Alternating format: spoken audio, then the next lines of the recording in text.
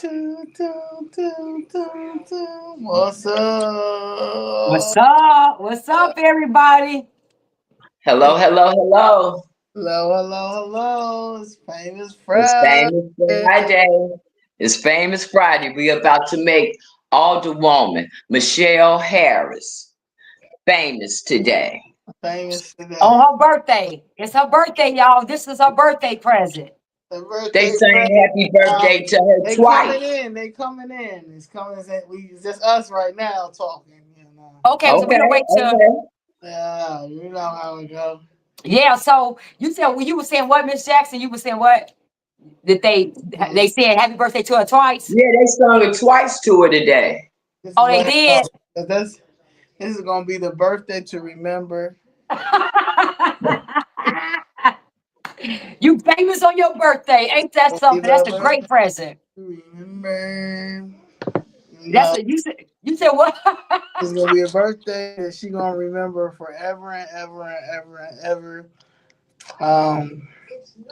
You know, That she was famous. that she was famous. Super Yeah, famous. we're going to make her have a memorable event. Yes. Yeah.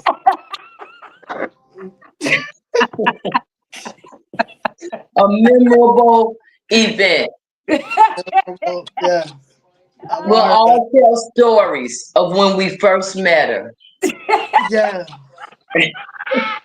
Oh yes, yes, yes. Yes, let's tell the story of when we first met her. Yeah. When we first met, we're All, gonna tell a story. Look, all the it was woman, Yeah. look. all the woman Michelle Harris. What's Okay. her ward? Oh, She's the 8th ward, right? yeah, she's the eighth ward, number 8, super 8. Mm. Yeah, Oh, yeah. super 8, super 8. Man, yes, this week has been great. But today Yeah. was just that really was a dog and pony show. Today was a dog and pony show. The way that he ran out like that, He ran so he ran out, fast. ran out. That was Michelle crazy. Harris. It was crazy how he ran. That's why I kept saying, I can't believe what just happened. he said, most of this miss, oh look, to one o'clock, he ran. I said, what is this dude?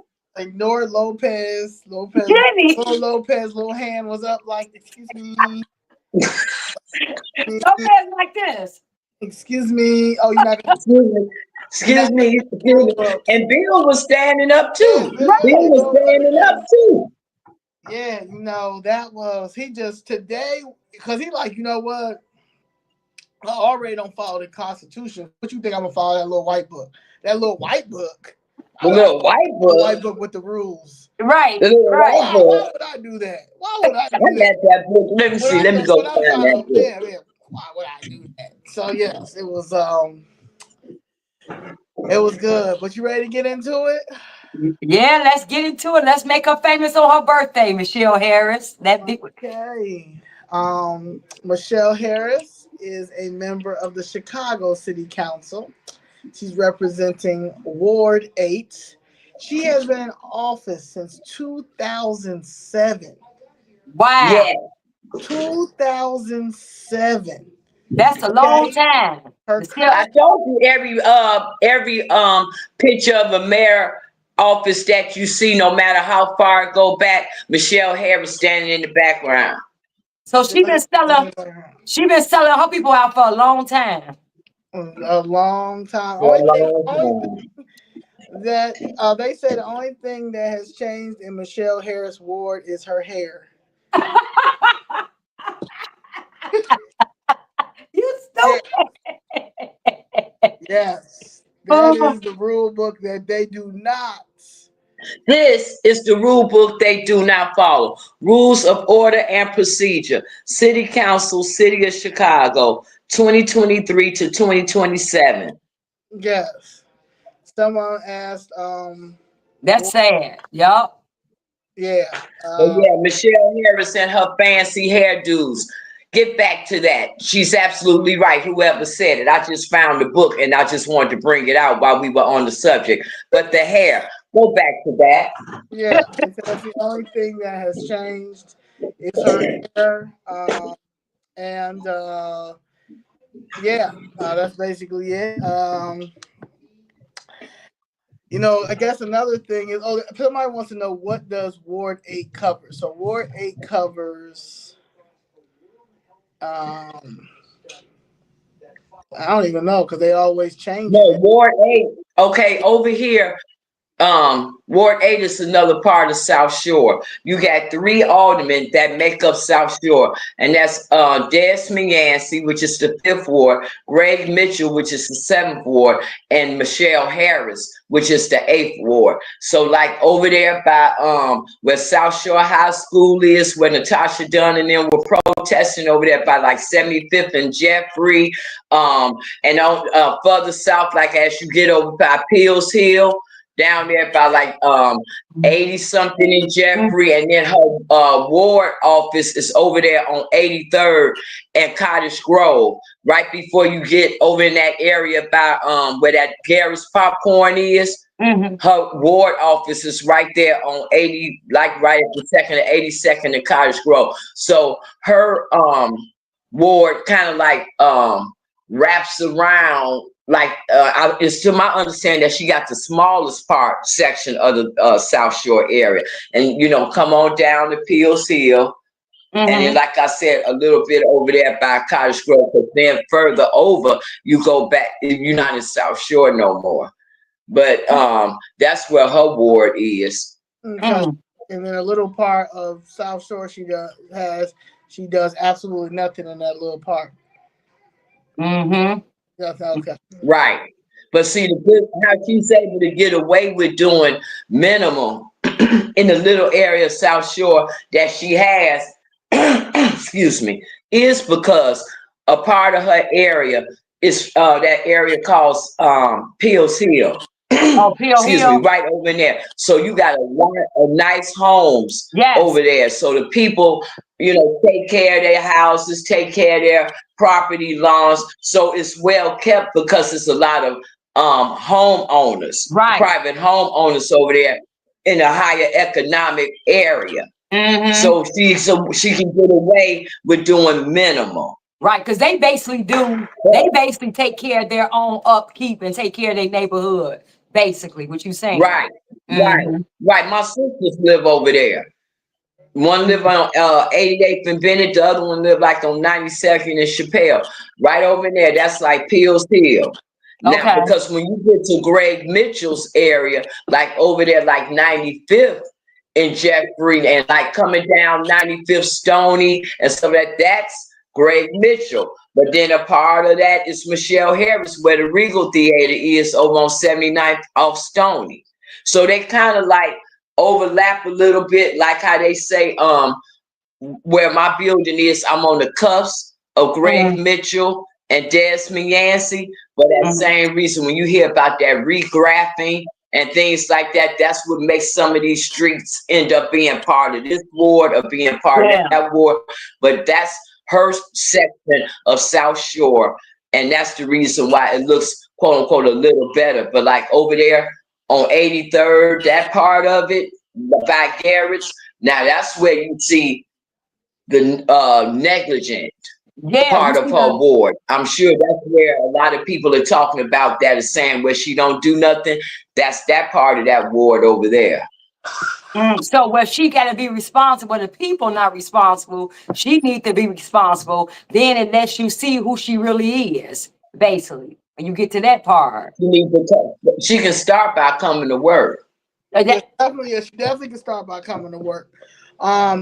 She can start by coming to work. Michelle Harris don't hardly never come to work. How much? Well, she really stopped coming to work when we start attending her work every day. She actually should give us a donation for attending more meetings that she has in the time that we have been coming down to City Hall. So wait a minute, though. Are you saying that? Yes, that we've been to more meetings than she has this year. And so, are you saying that she's getting how much she get? She getting paid? Oh yeah. She getting paid. She getting paid not to come to work and advocate for her people? That's what you're saying? Well, she's been in there since 2017, 17 years, and she has never really advocated for her people. But her current salary is Whoa. $141,888, and if the budget passed, she's looking at $145,068. Now, Wow. speaking of that budget, you do know that her name was on that list of names that was looking to pass the budget to vote for in favor of the budget today. Yeah, Michelle Harris, her Michelle. name was on that list. I think it was what 17 of them. I think it was 17 of them, and Michelle Harris was on that list. Michelle Harris was on that list, just like the other two South Shore alderman was on that list. But yes, she was. She was ready on her birthday, Friday the 13th. Yeah. She was getting ready to go in there with her what? Fancy hairdo. Well, her fancy hairdo, because her hairdo be laid now. Yeah, so because her hairdo be laid. Her hair be laid now. That cut, she got her hair be laid. Her hair be laid. So when she was going, so when she voted on, tell her people what did she vote yes for? Let's tell her people what she voted yes for. She voted yes for everything that we don't want her to vote yes to. Starting with the immigration money. Now, even though she stood next to Natasha Dunn and them at that South Shore High School, and I putting the migrants in there, but she said yes to all illegal immigration money, and pretty much anything that Brandon Johnson needs a vote for. You definitely count on Michelle Harris, because they say Michelle Harris has been a lapdog for the city hall since she's first came there. So you can always count on her and Walter Burnett. They're gonna always, you can pay for their votes or whatever, they don't care. Because we're gonna get into it. But Alderman Harris has lived in the 8th Ward for over 50 years. Okay. And has been a member of the 8th Ward regular Democratic organization for over 40 years. So the fact that she's been living over there for 50 years, she's been an alderman for 17 years, and Stony Island still looks terrible like that. Is crazy. The way that she closes down Black businesses. That is crazy. You grew up, born and raised over there, and you got into politics. The ward to still look like that. This is what I'm talking about. When it does not make any sense for you, especially if you're a lapdog, especially if you're going to be a lapdog to the Democratic machine, you at least should have had Stony Island. At least should look like something.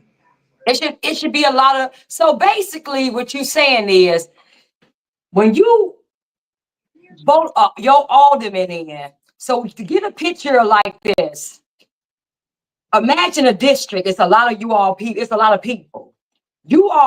All of you all can't get in that one door. So you vote one person to be the mouthpiece for what all of you all want. So we know we want Black-owned businesses if we're in a Black neighborhood. We know we want safe schools. We know we want good schools in our neighborhood. We want we want things like that. So you're electing that alderman to be your mouthpiece, to go in there and represent you, to tell this mayor, no, this is what my constituents want. I'm just a mouthpiece. You don't go in there voting and doing everything you want to do. You're hired by us, the people, and you're just walking in, sitting in that seat, getting paid to be our mouthpiece. So basically, that's what your alderman should have been doing for you. If that's your alderman, that's what she should have been in there doing, advocating for you. I just want to say that.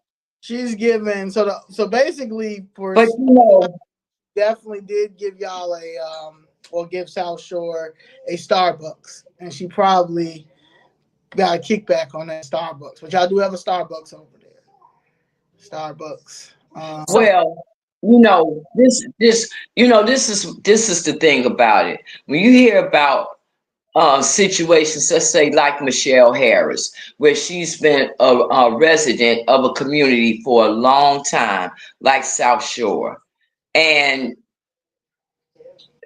what really rubs you the wrong way is that this is a person who have seen the good parts of South Shore. And remember when South Shore was a booming community, and now is witnessing that same community, like for example, lose landmarks like the Regal Theater and things like that, or see schools like South Shore High School get shut down. They built a new South Shore preparatory school, but it's my understanding that the children that live in that neighborhood cannot go to that preparatory school. Okay, so they're going to, and just the condition of South Shore. See, and then even if you look at me coming to City Hall, and I'm talking about a South Shore property, and I'm saying how they're stealing our property. And you have a person like Michelle Harris, an Alderwoman like Michelle Harris, that's from that same area, knows the story of Black true migration to the South Side, knows the story of Black financial solvency and financial generational wealth in areas like South Shore, and have seen South Shore be all the way up and be fluent when booming with all types of businesses. And to see it come to its decay and have zero amount of concern to fix it, zero amount of concern to get it right, and to sit there. Because see, here's the thing real quick. When you talk about the situation with South Shore, that was the first time I saw who Michelle Harris was. It was a press conference about South Shore High School going to be used for illegal immigrants. And Natasha Dunn and all of them was giving that press conference. Yes. And Michelle Harris, like the other aldermen we eventually start seeing, came with the speech of not knowing that it was going to happen, was going to try to help the community, this, that, and the other. That same speech. Now, if you recall, first they had this Black attorney that was working with them. Then they had, I don't know if he was Hispanic or he was Italian, and he ended up being the attorney, the same attorney that represented those people in Brighton Park. And if you remember when he was talking, he was making a point. Remember, he kept saying that illegals shouldn't be put in that school. It's talking about South Shore High School, and they shouldn't be put in any public facilities, but they should be housed. He said that. Come on. In other words, the selling point on the face of it was, no, don't put illegals in this high school. Don't put them in high school, but in this high school. But yes, they are entitled to housing. See, that was that slick political move that I believe, allegedly, she probably worked out with that attorney. Don't put them in the high school, but yeah, house them. Put them all around in the area. Put them all around. Right, but house them. Put them in these apartment buildings. Put it right. Because when you look outside, you got a boat, right? Your neighbors got a boat. Yeah, but see, now watch that. That part of 71st Street is Desmond Yancey. That part of South Shore right there, where you're talking about, where I'm at the Metro waiting for the train to come downtown to fight for my property while the building of illegals is right there. Yeah, that's Desmond Yancey's part of South Shore. They got a boat. Now that changes, I don't know, because my block leading up to that corner and coming that way is Greg Mitchell. But then when I get down here to that boat I'm talking about, I think when you get on the other side of Stony, then it's Yancey, and then when you go towards the Dan Ryan, or when you get to 71st and State going that way, that's Yancey. That's Yancey. Well, she is a Chicago person. She graduated from Bryn Mawr Elementary. Oh, Bryn That's the Mawr. I school. went to That's Bryn the Mawr. elementary school I went to. I went to University. Okay, she's a life member of Christ Temple Cathedral Church. I want to know, do these people know at her church that she out here selling her community out? The church know that. The church probably selling them out. the church probably working together, right? Yeah. Right. Now, she served as a secretary of the Board of Commissioners of Cook County, chief of staff of former Alderman Lorraine Dixon, and superintendent of the 8th Ward, Departments of Streets and Sanitations. And that's crazy because them streets over there, they have been complaining in her ward that they are terrible. And then when people are trying to get contracts, our black people are trying to get contracts for pavement and stuff, she gives them all to the illegals. Yeah, allegedly she gives them all the jobs to illegals. You're gonna see illegals paving that road. And the streets is still paved wrong. Yeah. Because they don't speak English.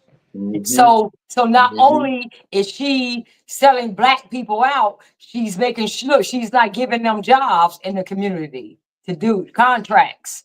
No, not at all. So she's for the illegals. She was for the illegals coming in. She voted to pay for the illegals to come in, and we fund them.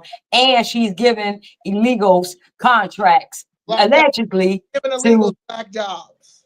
Black jobs. The one that Trump was talking about, everybody got mad about. Yeah. Oh, okay. Yeah, the black jobs. The black jobs. Those are the black jobs that Trump was talking about. Okay. Okay. They says as an alderman, she expedites and resolves city service concerns for 8th Ward residents. But according to a lot of people, that is, first of all, it's hard to get in touch with anybody at her office. You can't find her there or at City Hall. You can't find her chief of staff at all. You can't find anybody at her office at all. So, and then when you write letters, people have put their neighborhood, some of the streets in Peel Hill have put petitions together because they need new light fixtures and stuff. She won't get new light fixtures. She may get them to change a light bulb, but it's still dark over there. Now, mind you, these are seniors, older people that need more lighting on their block. Peel Hill's still a nice community. Because people have been over there a long time. Right. But you can't find her. So to say she expedites and resolves city service concerns is crazy because it's not true. She don't even. We know it's not true. Yeah, we know it's not true. We know that it's not true because Zoe, you remember when I first met Michelle Harris. Remember, it was me, you, and Blakemore in that little Mexican restaurant across the street from City Hall. Was it Cuba or something like that? Remember? And she came in there to get something to eat. And I went over to her and I said, "Excuse me, you Michelle Harris?" And she said, "Yes." I said, "You're Alderwoman for South Shore?" "Yes, I am." I said, "Okay, well, can I meet with you about my problem and about them trying to steal property in South Shore?" "Yeah, call Alicia. Call Alicia." I said, "Well, I want to talk to you." "Yeah, call Alicia. Call Alicia." "Okay, well, can I have your number? Or call the ward and ask for Alicia." I get Alicia. So I called and asked to speak to Alicia. And I spoke with Alicia. Okay. And Alicia went to telling me about how, well, I wasn't in her ward. So, so I said that to say this. At first, I was upset. The fact that, she didn't help me because I wasn't in her ward. But now the people in the ward are saying that they don't help her either. They said they They don't don't help help her. them either. She So don't help. if they don't help, she doesn't help them either. So she just doesn't help. It Yeah. has nothing to do with whether It's like, you live in her ward or not. She just doesn't help. yeah, it's like a Kwame Raoul situation. Where are you, Kwame? She's a Kwame Raoul But situation. the problem, but let's just say this. Let's just be real. If you've been there 50 years, all this long time, and a black woman come to you and tell you that I need to talk to you, and you should try to get them some. If that's not some type of help, well, I know I'm not your alderman, but let me get you to somebody who can help you. A public servant. Yes. They don't have those skills. They don't have those skills. Also, she promotes economic development, and that's crazy. Huh? She promotes economic development. You tell him what will you do? Wait a minute, hold on. Because the man at the Regal Theater, she been blocking him from opening for a long time. So what are you talking about? We're gonna get to the Regal, but okay. Because I mean you just threw me off when you said that. Okay. Okay, it throws you for a loop because you believe economic development. Economic and development in the same sentence with Michelle Harris. Crazy. Well, where? Wait a minute. Wait. You believe in economic development for where? It's almost like the same thing when you hear Brandon Johnson in press conferences saying, I've invested $200 and $300 million in the South Shore. I mean, in the South Side and West Side areas. You're standing there saying, where? And that's what I say about that with Michelle Harris. There's somebody the economic development where is in my ward. Does nothing for the people. Okay, so her peoples are in here. Oh, her people in here. Constituents in here. Her people are in there. And went and said that she does nothing for the people. Right. Okay. Those are her constituents. Just in case, she doesn't say. Okay. She also was appointed for the chairman of the Committee on Committees, Rules and Ethics, September 16th, 2013, and now chairs the Committee on Committees and Rules. The fact that she's been chair for Rules and Ethics, and she's so unethical. Y'all, it's your typical Democrat, the hypocrisy. 141,000, 1.5 million a year for your wards. How much again? Wait a minute, say it again. 1.5 million for the wards. And, wow. The fact that she's the committee chair she's the chair for the rules committee, and we have yet to have a committee rule meeting. I think we had one once, and we've been down there, right? And we've been coming down there for almost 2 years. And the person that's the committee rule chairperson, who should be explaining and upholding the rules in this rule book, and seeing to it that everything is done according to this rule book, doesn't do it at all. She doesn't even come to work. Yeah, right. She's also a member on the committees on budget and government operations, economic, capital and technology development, finance, housing and real estate, human relations and health, immigrant and refugee rights, that's why transportation and public way. You know what? That's sad. Where does she serve on those committees at? Where does she serve on those committees? Because not in City Hall, because she's not there. That's I mean, sad. you named at least 6 or 7 committees. You named at least 6 or 7 committees, and she is not there like that. Well, the immigrant and refugee rights, her vote is always there for that. Right. We know her vote is there because they gave them all their money. Right. She may not be there, but that vote is. That vote is. Agreed. Wait a minute. Didn't she wasn't she when we was trying to get the sanctuary city on the ballot, did she vote for that, for us not to be able to stop Chicago from being a sanctuary city, to be able to vote on that? No choice. Huh? Yeah, she has no choice. So she voted against us having to say about that, didn't she? Yeah. Okay. I'm pretty sure she did. Yeah. I'm pretty sure she did. You know, I can't believe she serves on that many committees because she's never there. And how you gonna serve on that many committees? And you can't even get your ward. Your ward look like trash.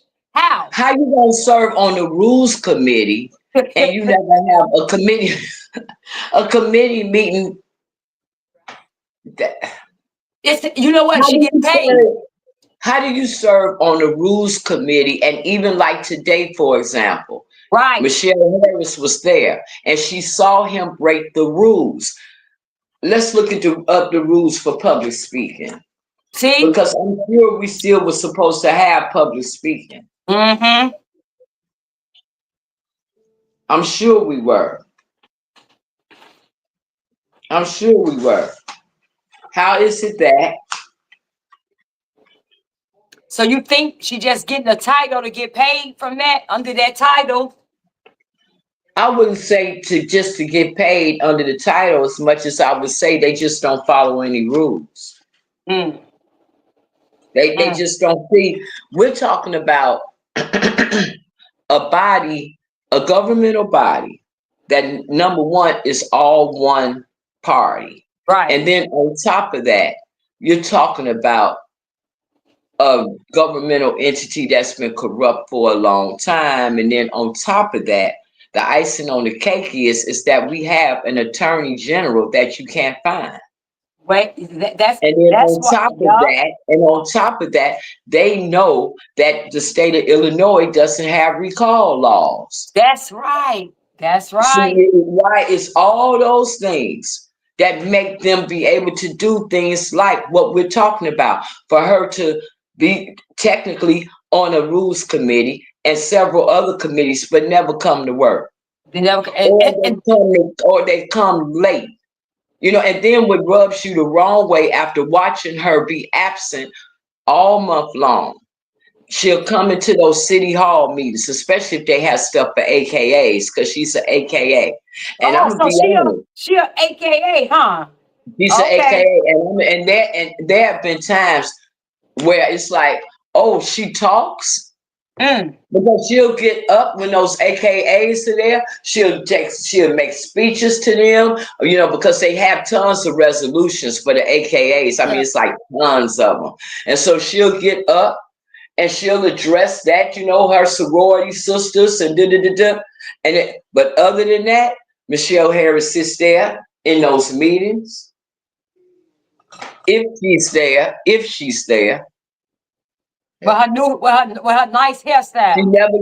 She never makes any profound statements. She never gives any points of view. She never stands up and demands any type of action to be taken. She never I've never, like the other aldermen, have never heard her stand up and say, give Black people their money for economic development.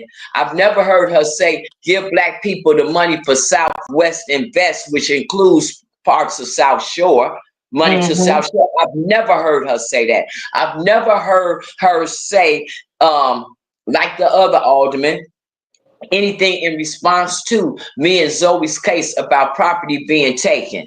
These are things that I've never seen her do. And you saying that she's been a public official this long, and she's in, and her award looks like it does.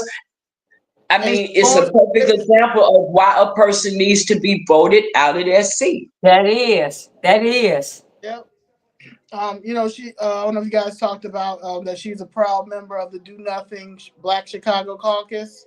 Oh, you gotta be playing with me. We haven't talked about that, but go ahead. Yeah, so she is a proud member of the Do Nothing Chicago Black Caucus. That doesn't do anything but put those I don't know what is it, scarves? Yeah, them scarves. When it's time to stand. Yeah, the Kente clause. ones that Nancy Pelosi and them put on for Yeah, the Kente clause. Right, the Kente clause. Hold on. Yeah, that's it. Hold on.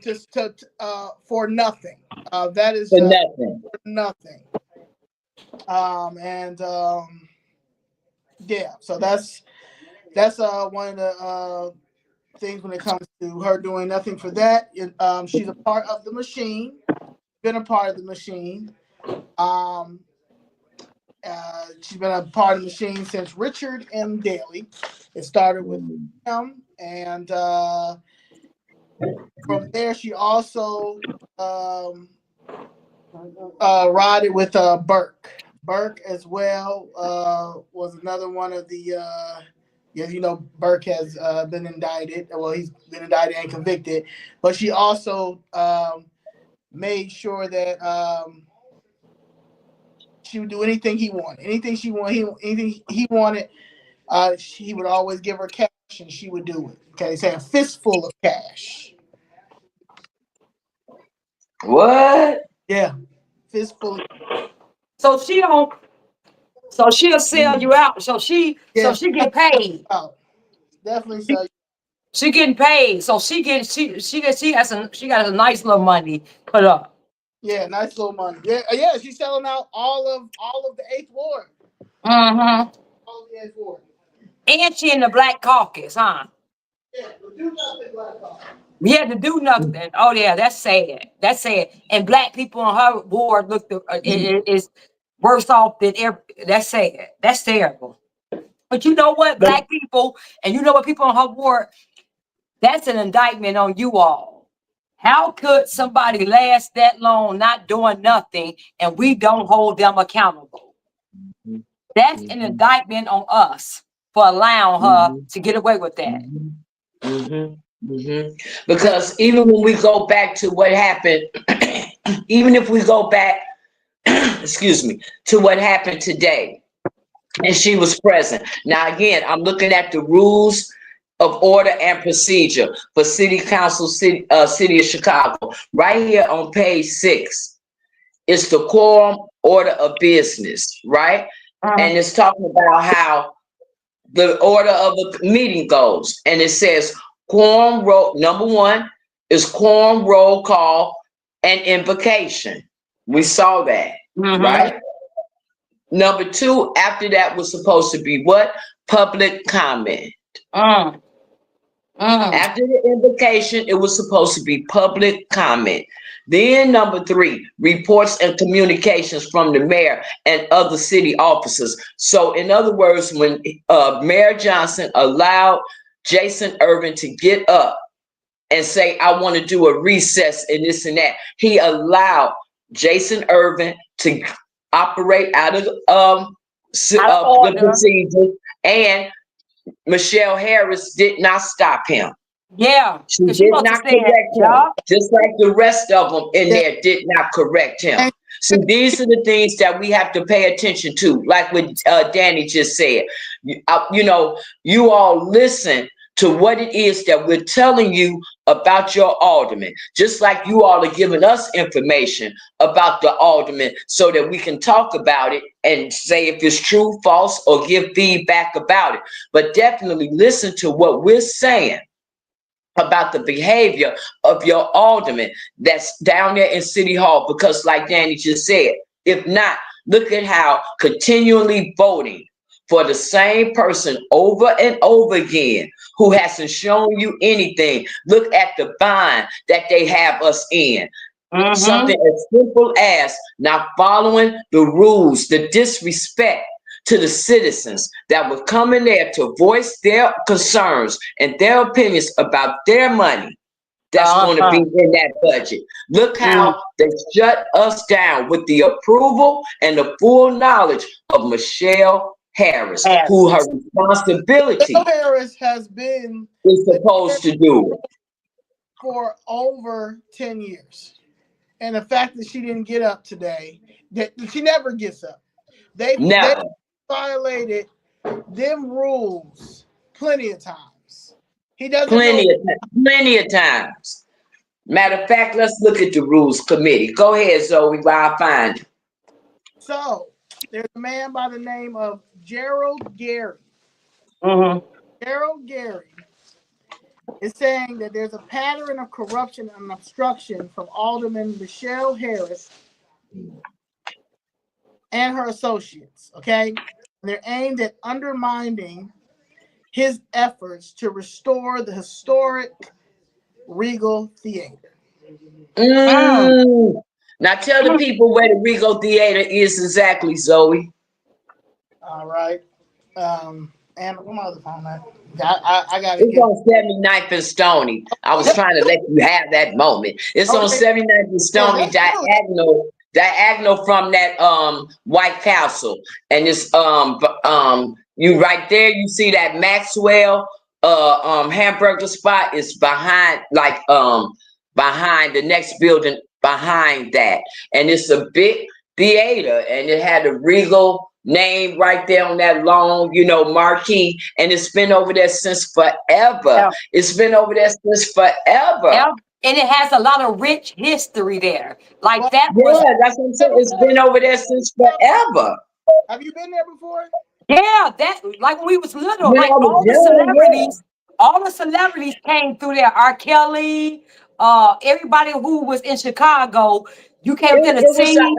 it's the iconic theater, It's like how the Apollo Theater is in New York. New York, like how the Pantages Theater is in California. Only the Regal Theater is iconic like that for the South Side, Yeah. instead of it being downtown or on the North Side because of the segregation. Of Chicago, and That was like I tell hard. you all the time, the South Side had everything. Yes. It had everything. We didn't have to go downtown. We didn't No. have. It had everything, and the Regal Theater was one of those things. Yes, that was it. They kept the kids off the street. We had talent shows in there. We had everything. Also, the celebrities who you see now, most of them they came through there. We used to, that's terrible that she's doing that. Now that's a black man. That's a black man. The Regal Theater is Robin Harris performed there a few times, and I think that was a day that he had ended up.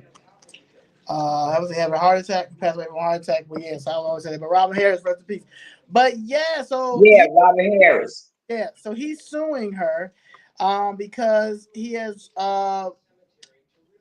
basically she has sold it to probably the highest white bidder developer, and she's been trying to get it. Tried to put a crazy tax lien on it.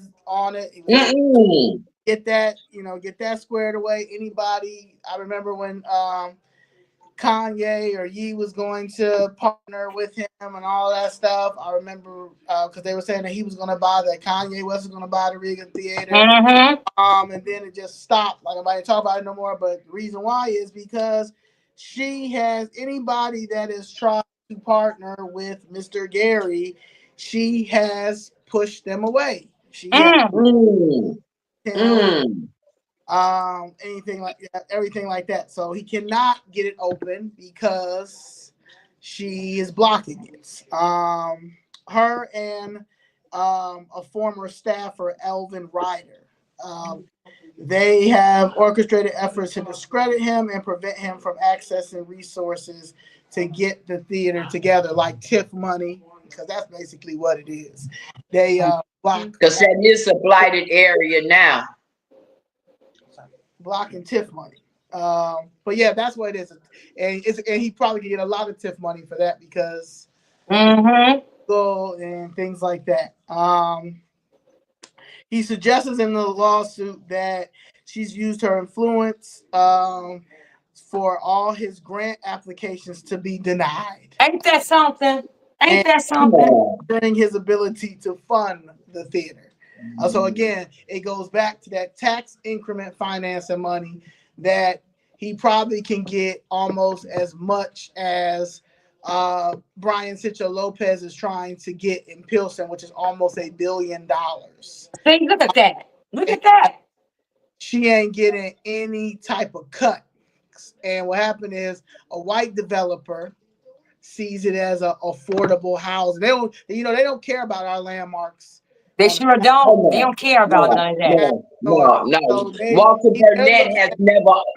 Burnett has never ever said that the Regal Theater could be considered a landmark. And Michelle Harris, I don't recall her ever trying to motion or petition for that to even happen. Yeah. They want to turn it into affordable housing, an affordable housing scheme, stuff like that. So I believe, because this is what they do down there, they promise these type of developments or land and property to these white developers, and for some kickbacks, and somebody probably already gave that money. They can't knock it down like how they usually do, with just knock it down and be done with it. But it's the Regal, and if you knock down the Regal, it's gonna be coming and asking. So, Gary, is the lawsuit still active? Yes, is the lawsuit still active? Yes, and you can't barely find it. And and another reason I want to say too, Gary, you got it in the wrong court. Okay, over there at the Daly Center. What do you say, Miss Jackson? Those are when the cases go to what? To die. Yeah. Go to die. Yeah, to die. You ain't go. If you have anything against the city, you're not gonna win. You're not going to win at all. They will put fraudulent documents after fraudulent documents. So if I was you, Gary, I would take this out and walk it right across the street to the federal building, because you might get a little bit more help. But anyway, as his legal battles shine light on what he describes as a corrupt system, which we know, there's still progress in historically Black communities and favors political agendas over community development. That is what those 20 Black aldermen do. They don't care about communities. They don't care about redevelopment. They don't care about Black jobs. They don't care about Black construction. They don't care about holding our landmarks. They are selling our whole community out to non-Blacks. And you guys continue to vote these people in. I do see in the comments a lot of people that are in her ward say, well, it's the seniors. Well, you got to get out there and talk to your seniors. You got to get out there and talk to your neighbors, and you got to get these kids involved, because it's a lot of people that don't vote in that ward. Winning by 8 people it's only 8,000 votes, and she's not even getting 10,000 people are not even voting. You understand? So, y'all got to get her out of there, because y'all not going to have nothing, because she don't come to work. She's going to be the yes man, woman, lap dog to whoever is going to be in there, because she part of the machine. She's part of the machine since 2007. She can't. Yeah, she's part of the machine. That's just how this works. And she's making money. She's making her money. Making money, yeah. And see, she's in charge. And the thing of it is, by her having the title that she has, how harmful it is, excuse me, for City Hall. She's the committee on the committee and rules. Now look at all the authority that she has. Again, we're reading from this book, from the Civil Procedures book. Okay. Rule of Order. Right here on page 20. It says the Committee on Committee and Rules shall have jurisdiction over the rules of order and procedure, the procedures of the council and its committees, including disputes over committee jurisdiction and referrals, wards, redistricting, elections, and referenda, committee assignments, the conduct of council members, the provision of services to the city council body, matters affecting the city clerk and council service agencies, except the city council legislative reference bureau, referenced in Rule 1. The committee shall also have jurisdiction with regard to all corrections to the journal or the proceedings of the city council. Now you see that? Right. There's no way the type of things that go on in front of her are allowed. Right. And on top of that, she's not getting it. What they're doing is not being recorded in the proceeding journals. They're not being recorded. So things like they do today. And Yeah. now keep in mind, you got a stale Inspector General office. Again, where when a citizen files a complaint against a public official, what? That's where it goes to die. You can't get them in court at the Daily Center. You can't get them internally due to a dormant office of Inspector General. Right. You can't, it's like, and the head person in charge won't implement the rules. Real simple and plain.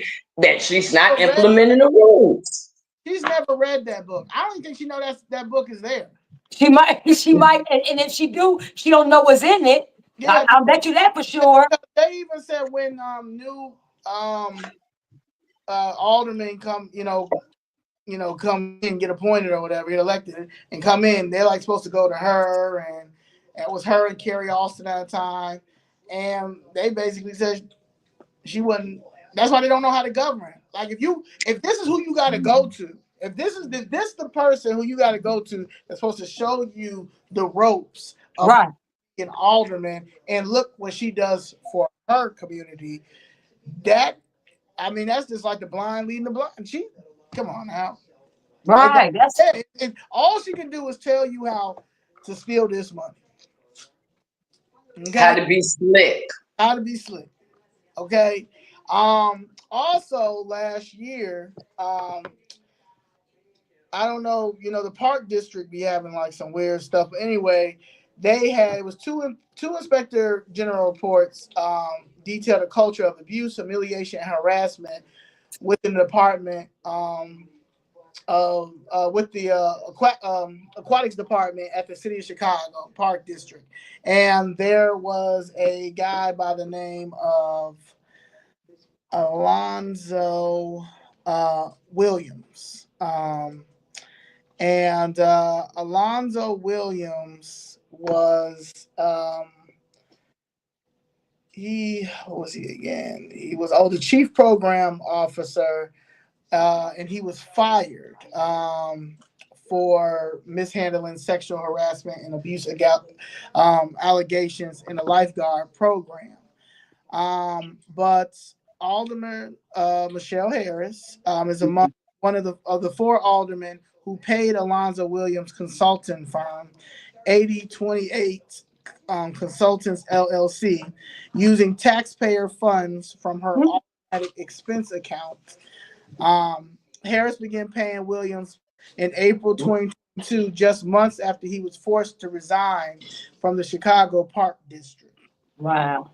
When questioned about her decision to hire Williams despite his documented misconduct and placement on do not hire list, Harris defended her actions by stating, "I know him personally. I know his character. I know who he is. And that's the most I'm going to talk." Who she thinks she is? You don't work, Brian. You don't work for you. We don't work for you. You work for us. That's the problem. These people get in office and then they feel like, who are you? They treat you like you the peasant. Yeah, she refused to address the findings of the independent investigation or the concerns surrounding his past behavior. You see that? She needs to be and held she didn't get away with it because they can't find Kwame Raoul to make her do it. Yeah. See, how people got to hold her to the fire. Hold that lady. I bet you if her job was in jeopardy, all those 50 years, whatever years she's been in since 2007, if she felt like her job was in jeopardy, like probably now, she wouldn't be acting like that. So you got to let these people get to act right. You got to let them know. Over the rules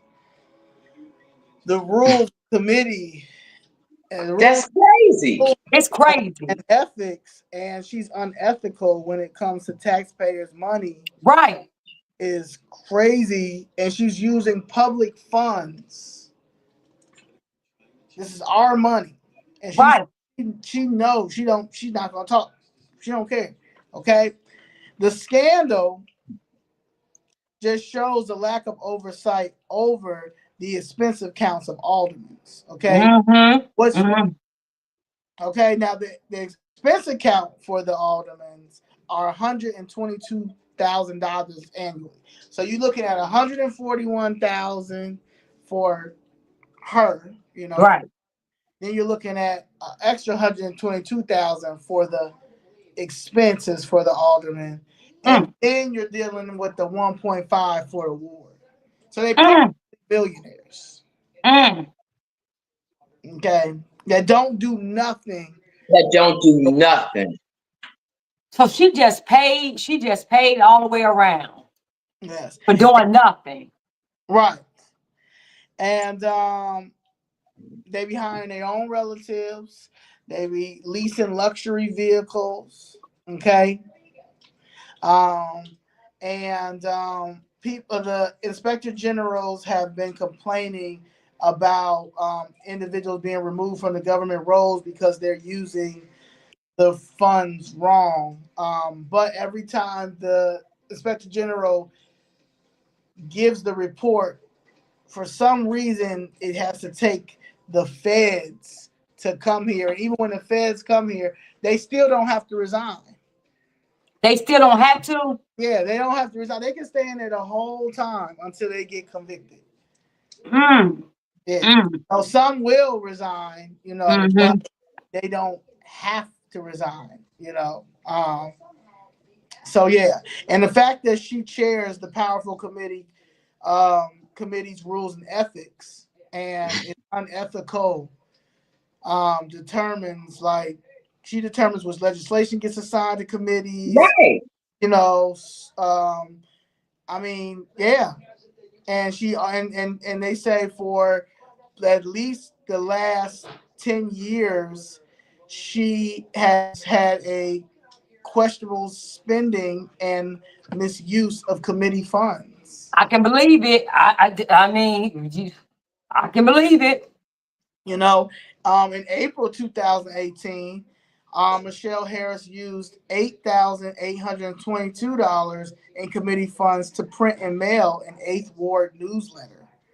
Okay, and she later admitted that it had came out of her ward account, and she blamed the error on her new employee. What? Okay, and criticized the city finance officials for not catching the mistake. You gotta see y'all. See, these people just playing in our faces, y'all. But They when are. You know These- what? They really are. It, They really are. They it's an really insult. are. It's an I insult. really want the people to listen to what it is that we're saying. Listen to these people that we're voting for, the people that you keep putting in, of the people that you are entrusting your real estate to, the people that you're entrusting your children to, in terms of making sure that schools, I mean, when you look at, and I say it all the time, when you look at the fact that they are trying to put a bunch of low income housing in South Shore. Now, to Michelle Harris' credit, it's my understanding that Michelle Harris, like Greg Mitchell, have pushed back on Yancey in terms of trying to, have more of this low income housing done in South Shore. So for Okay. that, I'll, commend her. I'll commend her. Okay. But at the same time, if you're not, let's say you got a lot of abandoned properties over here, Right. property that people could own. Mm-hmm. This thing of having everything for investors, this thing for having everything for corporations, instead of letting the citizens own.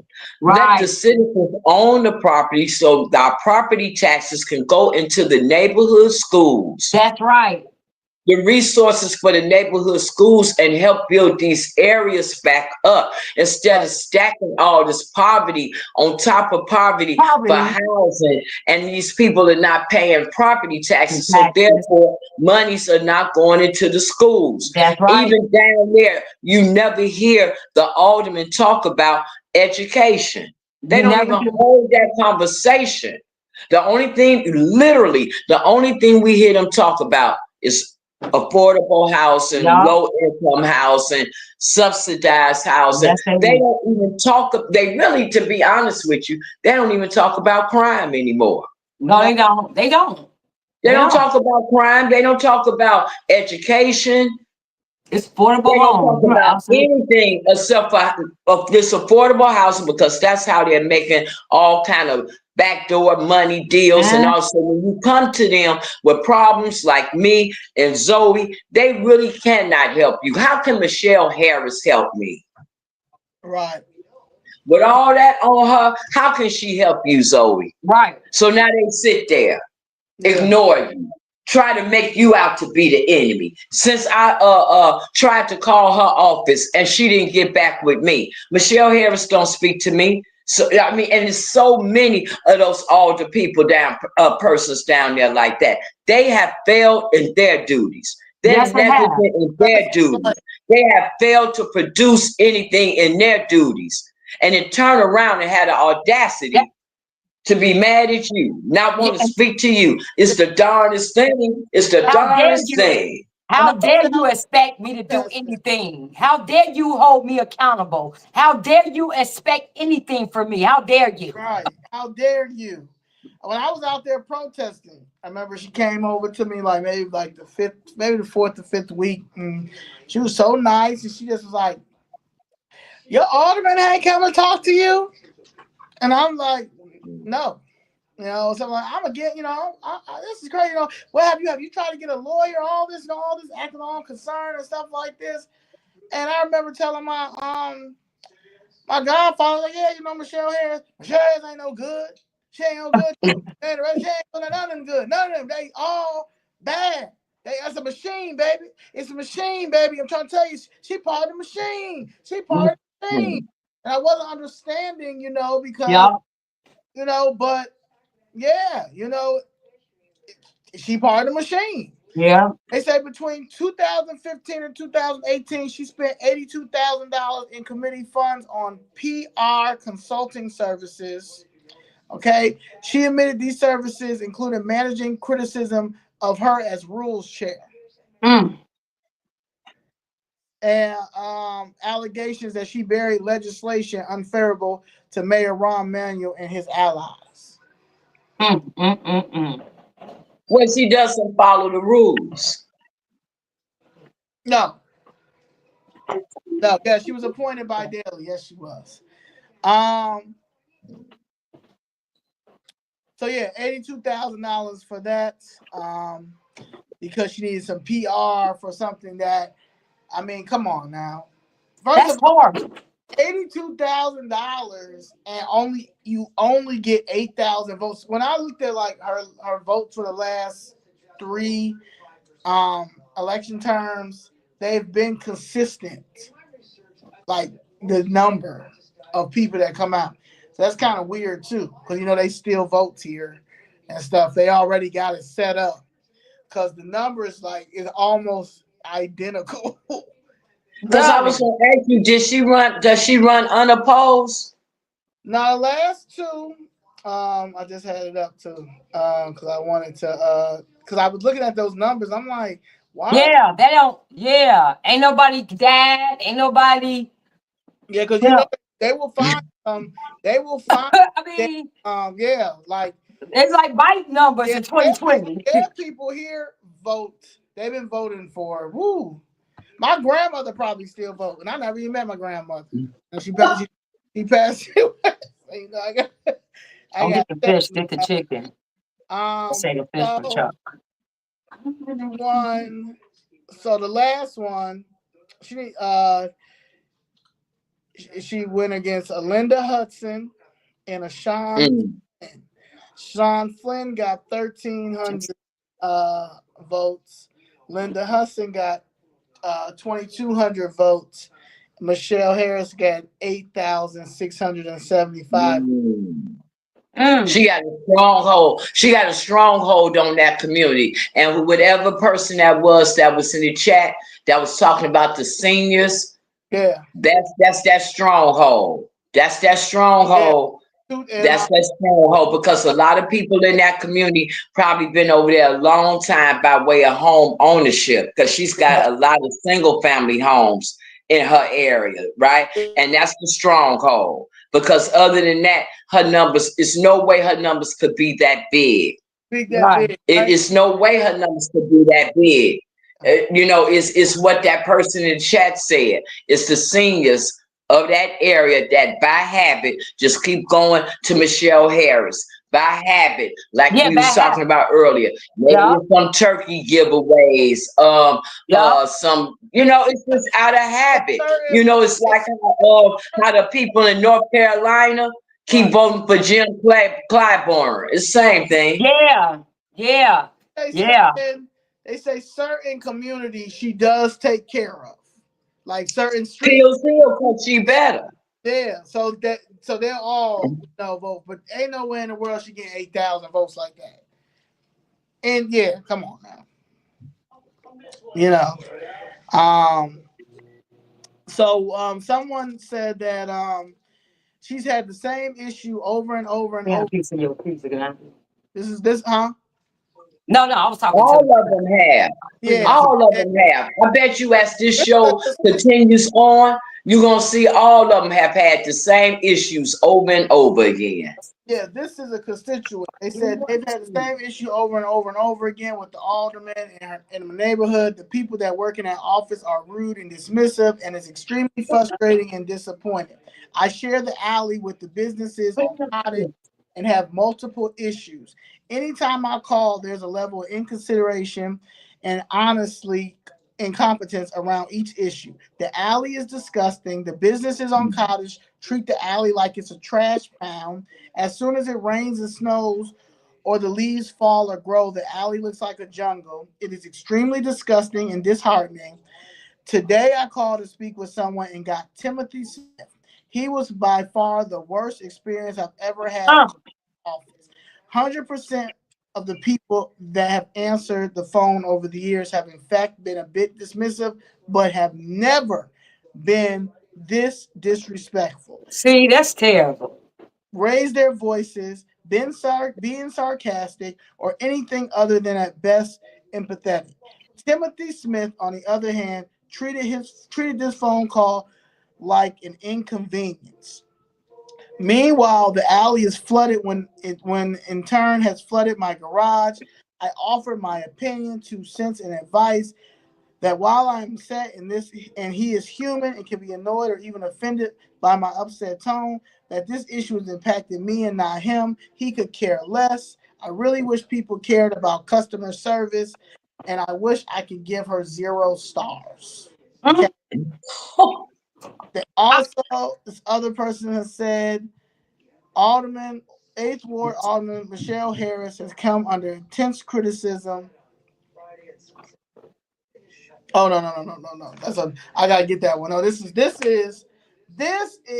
a lawsuit. A lawsuit back in May 2018. Over a business deal that a restaurant chain sued for racial harassment in Peel Hill. Huddle House. Have you guys ever heard of Huddle House?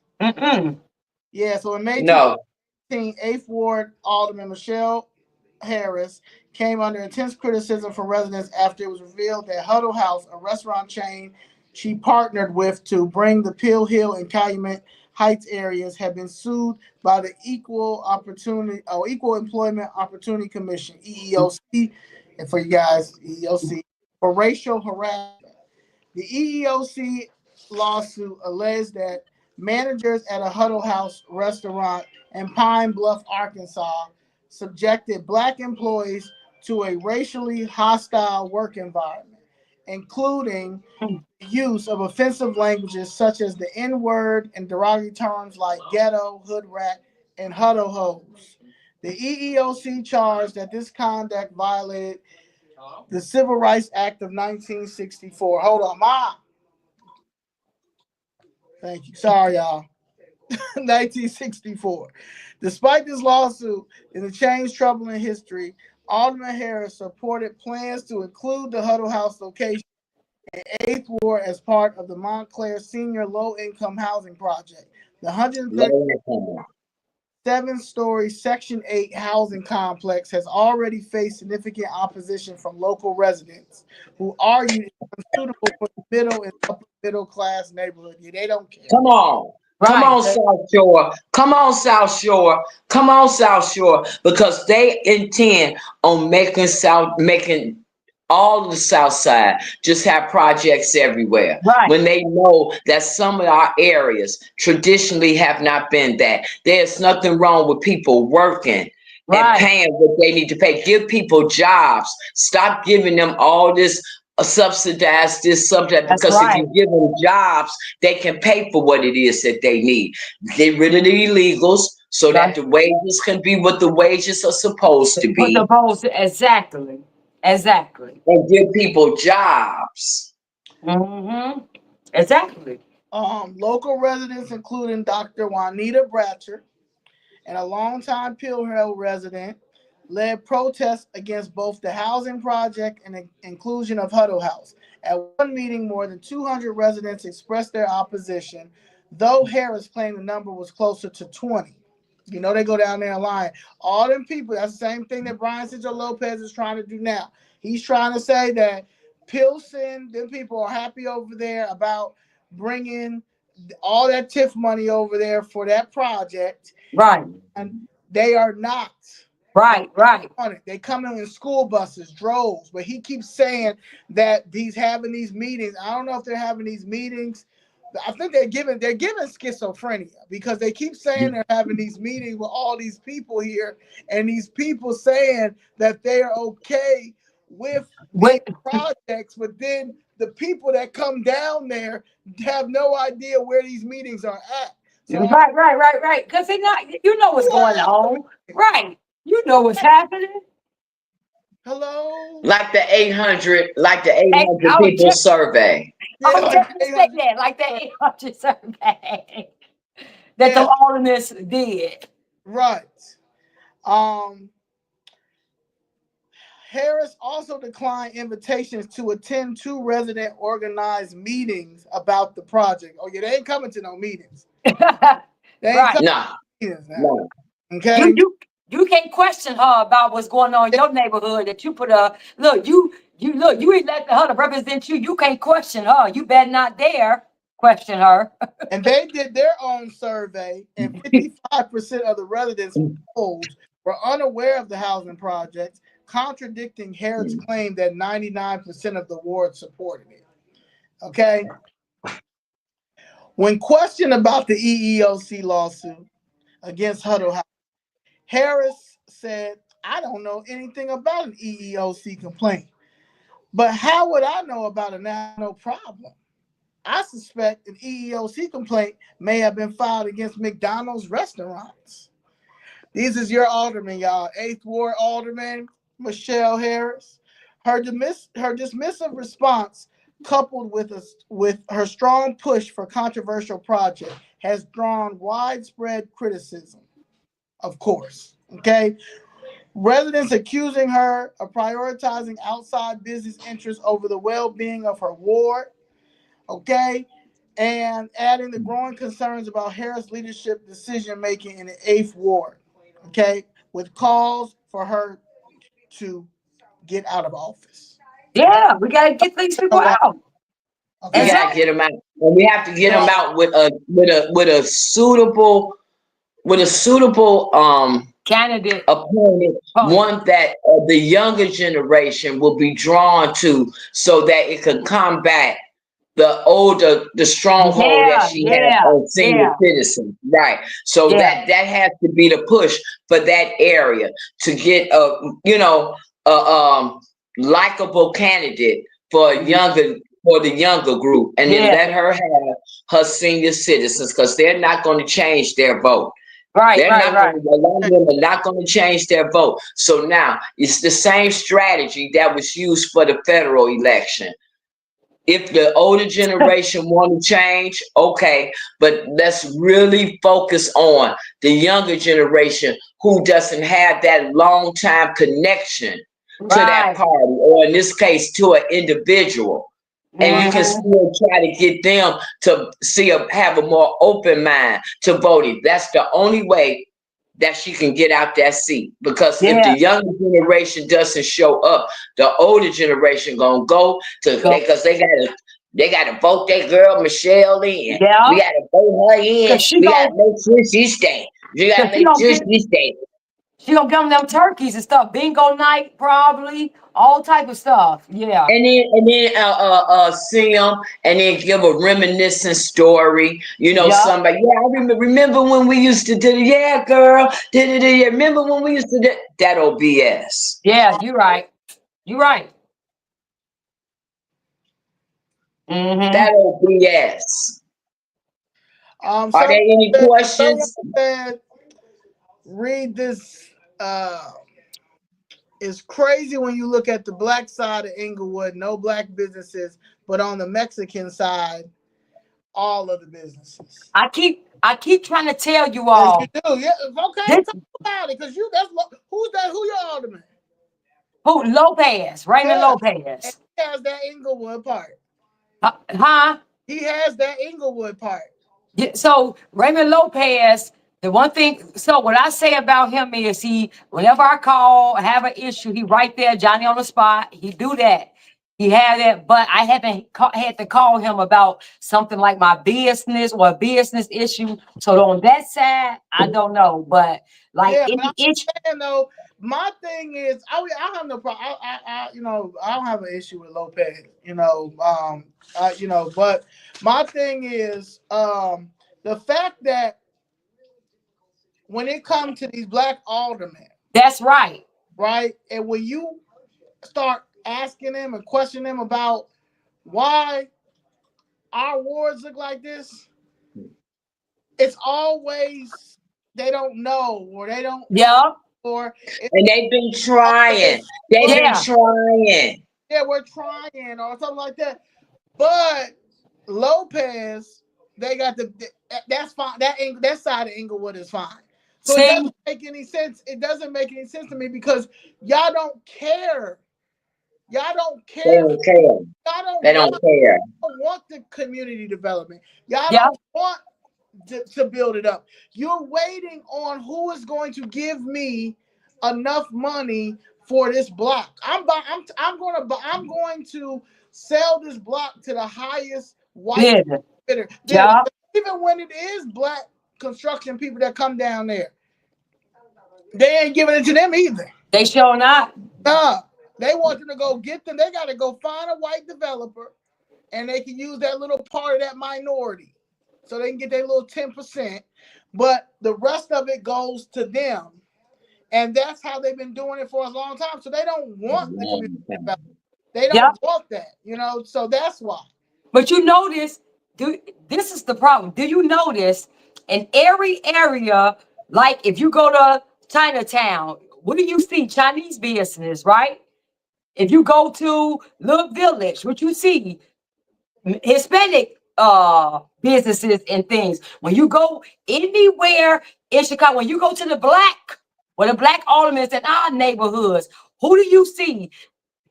Everybody else don't know. The black people don't have businesses in our neighborhood. Not no You're gonna see more. a black people, but They you're gonna say see, No they say more. Raymond Lopez stayed around the corner when this lady car was blown up, and he ain't do nothing. yeah. But like I said, I don't put nothing past none of them. Really, I don't. Seriously, I don't. Oh my God! A I car don't put nothing up past is none of them. crazy. But no, but what's crazy is for real. Think about it. What's crazy is these are the people that are governing this city. These are the people that's taking our money. These are the people that's holding us hostage, holding us gangster, being gangster on us. These people. We're down there all the time. Down there Look all at them. Look at them. And they straight, and it can only be. They don't know nothing either. Like when you ask them questions, they don't no know. idea. They don't know how to do it. So it's like, what is the They don't know how. purpose of being in those offices? Because y'all don't know nothing. Y'all can't help They don't it. know anything. They won't stand with them. I will say this about them Hispanic aldermen. When it's time for a press conference, they'll do a press conference with their peoples now. That's what I'm saying. They will go get they will hold the sign with them. Right. They do their press conference. Let you ask them black aldermen, can you do a press conference with us? They ain't gonna do it. And one thing and don't you see how fast they put this press conference today together? Brandon Rowley did this press conference today about the budget and what happened in there today. Don't you see how fast they put that press conference together for one another? Right, but don't you see how they won't do it on press conference for us? For the people But you know why? Because we're talking about our properties, Miss Jessica. Okay? And they're standing behind us, right? And the press conference happened, and we talking our properties. It's gonna be some people that's watching us right now, right? And they're gonna be like, "Oh hell no, he be stealing people's property. He done knocked my grandmama property. He done da da da da da da. How the hell, you know what I'm saying?" And the next thing you know, they gonna start coming down. How the hell? So they don't want them on a press conference when you done sold out this, or you done knocked down my thing, or you done took my thing for property taxes when I know I paid my property taxes. I done came to you plenty of times. You ain't do nothing about it. Da, da, da, da. The whole war, black people from every 20 wards will be down there. It'd be a down there. So they cannot do that. Okay. You're right. Yeah. You're right. But them Hispanics, they ain't gonna let their houses get knocked down. Okay? Sure not. They coming down there with a bus, with their abuela, with everybody. Everybody on the bus. Tacos, elite. They coming. Everybody's coming on the bus. So they're coming on the bus right now about TIF money because they see the effects of TIF money when it comes to the black neighborhoods. So they're like, no, we don't want TIF. We don't want TIF. We're fine. And they really want to say, because we see how you're selling out the black community when it comes to TIF money. So we're on the TIF money. Keep that TIF money where it's at. Keep it where it's at. And that is why they're not coming down there. And that's why Brian Cincho Lopez is trying to figure out how he can get it anyway, how it is. But that's another time. Well, I can't make him famous today. This is all about Michelle Harris' birthday. Girl, this her birthday. Don't give none of her fame to nobody else on her birthday. Let her have all this to herself. After all, we had to listen to the chamber today sing happy birthday to her twice. Not one time, twice. And then on top of that, Mayor Johnson had to do her a solid in that meeting, violate our rights just so that we wouldn't have another opportunity to say in front of the large media that was there that today we was gonna make Michelle Harris famous on Zoe Lee tonight at 6. Imagine if that would have got on camera. You see what I'm saying? So he looked out for her, and then if you notice, wait a minute, watch this, and did you notice that she suddenly reappeared on his platform for his press conference today? Because if you look at it like some press conferences here lately, she haven't been on that podium with him. She has not been standing by. He got like Lamont Hall behind him. He have those like Annette Guzman in there back. But today, at this press conference, he had Michelle Harris, but instead of her being right behind the mayor like how she usually is when you see her position and all the pictures over the years and up to and including the Mayor Johnson. Then all of a sudden, the last few months, she hadn't been in there. But today, she was on there, but she wasn't right behind him. She was over here to the side. Yep. You had to kind of like, look for her to be there if the camera scanned it. Yeah, that was her birthday present for her to stand with him and for us not to be able to blast her from the mic. Right. She was right next to Jesse's girl. Jesse's girl. Yeah. Yeah. Yeah, but usually where Jesse's girl is, that's where she would have been. All right. So that's all your nothing, all your sellout aldermans up Walter there. Burnett, Pat Dow, Walter Burnett, Michelle Harris, the OGs, and The sellouts. and little Jimmy Neutron. Yeah, the sellouts. Those are the ones who definitely can't get back in. Yeah. But usually, Michelle Harris be posted up right behind the mayor. So when that media camera is there, you looking at her just like you looking at him. This time, Fuentes was standing right there, and Michelle Harris was further down on her debut back. So I tell you though, the hair was laid. Yeah, her hair is always Her nice. hair, I mean, I love that hair, man. She look how much money she's stealing and making. Come on now. Right. You look, you people, you can't even feed your family. You can't afford to get your hair done. You can't even afford to pay your property taxes, which she's voting to raise your property taxes. You can't even afford to put food on your table. Prepared to vote today. She passed the vote today. Today. So come on, you all. She know better than you. Okay. And she'll give out now. She will speak on them 14,000 useless resolutions that they haven't had no resolutions for the last month or 2 months. They can't find nobody. Nobody don't want to come in there. Don't want to stand in. The resolutions be 3 hours. 3 hours. 3 hours. Then the business comes. Okay. The unfinished business that's never finished. That's never get finished. Business that's never get. Yeah, never. But she definitely is one of he has 17 votes. So he needs to get 26 votes. She definitely is part of the 17 votes. So know that somebody asked if they passed the budget today. No, they didn't. They did, of course, some corrupt stuff because that's why Chicago wouldn't be Chicago if they ain't do nothing corrupt, right? So no. So it does resume back. It's recessed. It will be resumed back 1 p.m. on Monday. That is December 16th. Please come down there if you can. If you need your Chicago Fifth Red shirt, you know where to find us and on the website. But yes, come down there. Or if you don't have a Chicago Fifth Red shirt, come in red, okay? And that's just what it is. Support Ms. Jackson. We'll be talking on. You got your 3 minutes on Monday. That needs to be said. And Dave Mason, he got my man Dave. He sensational heathen, please know that. But yes, and he got a good 3 minutes. Wop wop wop wop. That's good 6 minutes of a wop wop wop wop wop wop wop wop wop wop. All right. Any questions? Right. Any questions?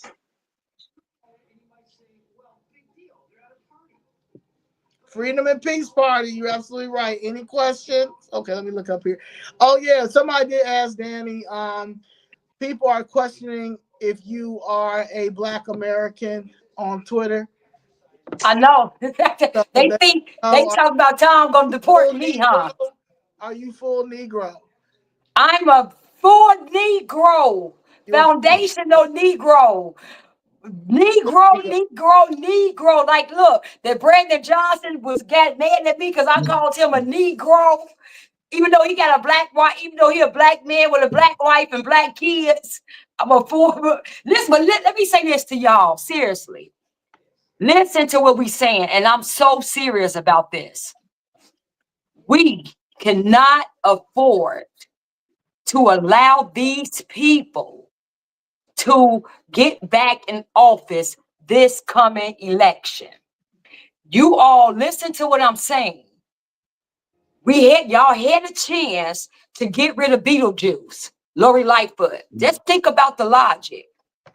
And instead of you saying we don't want this no more, you voted somebody in that was worse than she. You voted somebody in that was worse, which is an indictment on you. Because if you don't do different, If you don't do different. If you don't change, we're on the direction Chicago is going. It's on the fast track over a cliff. Oh wait, well, somebody said, did we talk about her Laquan McDonald money? Oh, did we? No. Oh, so wait a minute. She just Break paid down the all Laquan around. McDonald. Wait, no, what about the Laquan McDonald? Yeah, we want. None. Let us know about the Laquan McDonald money. Right, you got to Yeah, right. yeah, because we hadn't talked about that. Go Give ahead. us the tea. Give us the tea. Please. Yeah, give us the tea. Yeah. Yeah, we wait for the tea. We want to know. Look, Look, because like they she say, getting paid drop the everywhere. link. Come She in. She just paid. Do you want to be a guest? Would you like to tell it? Because I can invite you now. Yeah, that's it. Say, Please accent, come do you on. want to come in? Please come on. If you got some tea, please come on and tell us about this one. Because we didn't know about this one. There's some good tea. I didn't know about this. Come on if you need. Come on if you want to share. Please come on. Please come on, because we need to know. The only thing I know about Laquan McDonald is they still table that act that needs to be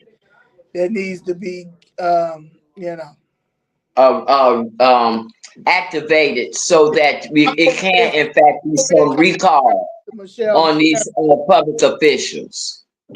And see, if we flip it red, listen, you all, if we get red, right now it's the Democratic machine. So you can't get no help nowhere because it's like somebody indicting themselves or somebody going against themselves. It's not going to happen. But you have to get an opposing party up in there. So now when you need help, which you're going to do, then you can have somebody to say, hey, they're going to oppose this. And now they just can't do what they want to do to you. So they have to be held accountable in some way. We say, put the Democrat Party in the corner for 20 to 30 years until they learn they lesson that they work for us, not the other way around. We want to have from the governor to Tommy Raoul to Winkle to your aldermans to your mayor. If we really want to flip it red, to be honest, because we want Chicago. We deserve better, you all. First of all, we deserve better than this. We deserve better than this. She voted. She was one of the people who voted for Mayor Daley's 75-year deal for them parking meters. She always. And then she was one of the people who voted to close all those mental health. Listen, look at that. Look at that. Look at that. So her top three donors were back then was Ron Manuel, JB Pritzker. Come on now, right? She gotta go. She had if she that OG. She been voting bad her whole as soon as she got in there. Right. That's why she. But you know what? Since she's been in there. She gave her whole vote to the city. To this, whatever they want her vote for. It's like they got like maybe a book and they say, oh yeah, Michelle Harris, she gonna definitely vote for. Yeah. We need that vote. She gonna give it to us. Her vote has been bought a long time ago. So you have to organize to get her up out of there. She has to go. She has to go. Black Alderman saw Laquan video and she got money from Ron. He said, and what? She got money. What? She knew about that video that was supposed to be covered up. Got money from Ron. That's why he gave. How much was it? It was $73,000. That was after they took off I'm talking about. This was a donation that Ron gave her. Oh, this is a dope. Oh, $73,900. So that was, I guess, for the cover, but. So the cover up. This is black on black crime. Okay? Yes, it is. Black on black crime. She gotta get Michelle Harris. You gotta go. You are a cancer You are a cancer in the Democratic Party. You're a cancer in the political world. You're a cancer to Black people. You're a cancer to seniors. You're a cancer to children, Black children. Because how dare you see that Laquan McDonald a video and you ain't say nothing about it? Right, right. How dare, AKA, okay, Black Caucus committees, chairman on committee, and and rules. rules. Long time South Shore Black resident. Yeah, for over 40 years.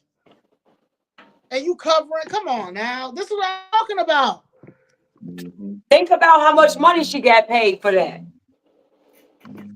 Shit, 73,000. Right. This is what we're talking about, y'all. This is what we're talking about. A cool 100,000. That's ridiculous.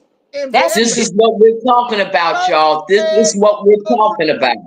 And then she got the audacity when you need her or call her office to not be around and then get smart like you, how dare you? She's about economic development. She got the nerve. See, people like that, you gotta teach them a lesson real good. People like that, you gotta let them know. You work for me. And guess what? And she's for less crime too. Oh, stop it. Covering up crime. Less crime, covering up crime. You know that's the Democrat way. Zoe, say it. Zoe, you gotta say it. It's the Democrat. You gotta say no. You gotta say the New Jack City line. What is it? These people are unconstitutional. It's the American way. Unconstitutional. Okay, flip it red. It's the Democrat way. The hypocrisy of them. It's big business. It's a Democrat way, baby. It's big business. My mom said, what'd you say, 400 million? No, his family got $4 million, but after the city and them took their money, it netted 400,000. My mom said Laquan McDonald's family was awarded $4 million, but after the city lawyers and all that stuff, they netted $400,000. Wait, what? And the bill never got passed. Bill's still up there. Just Stop by Madigan. The same person that's on trial right now. So a criminal can stop the bill so that the Laquan McDonald bill will allow for public officials to get recalled. Got the money, his uncle. So a criminal that's on trial right now can stop the bill that holds public officials accountable. But how can we get that? Like, if that's we gotta do that through Springfield. They said Ron Daniel bought her and Greg Mitchell. Oh, I believe it. I believe all of them. Look. Like they say, I wouldn't start the rumor, but I signed a petition. You think that Ron Manuel is allowed back here? They keep talking about something. He's going to probably be head of the Democratic National Committee. No, you're not. Stay in Japan, Ron. When he come back, start heading over there too, because somebody going to jail. Look, when he come back, Chicago gonna be red. It's gonna be all red. He's going stay in Japan and eat your sushi. Right. Sushi. Right. Okay, because you're going to jail. They going to jail. Okay, so these are the type of people. We have no leadership in there. Black Chicago, the South Side Chicago, the 8th Ward. Y'all gonna have to start organizing. Okay, we gotta get us a young Republican that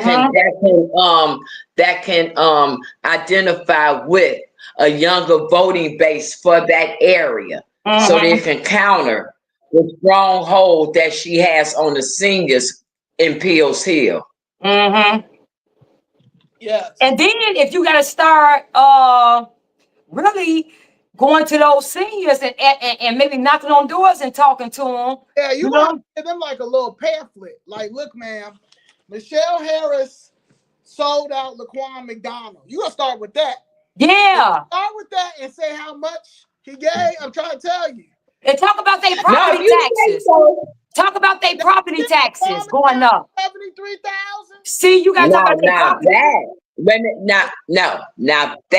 now that The property. is something that, right, property taxes is something that, you know, all people can relate to and all people get tired of, but just about her and didn't know. We're gonna have, and the only thing that's gonna move a lot of the senior votes is gonna have to be financial matters. Yeah. Other than that, they're gonna automatically draw to that long time candidate that You're they right. have.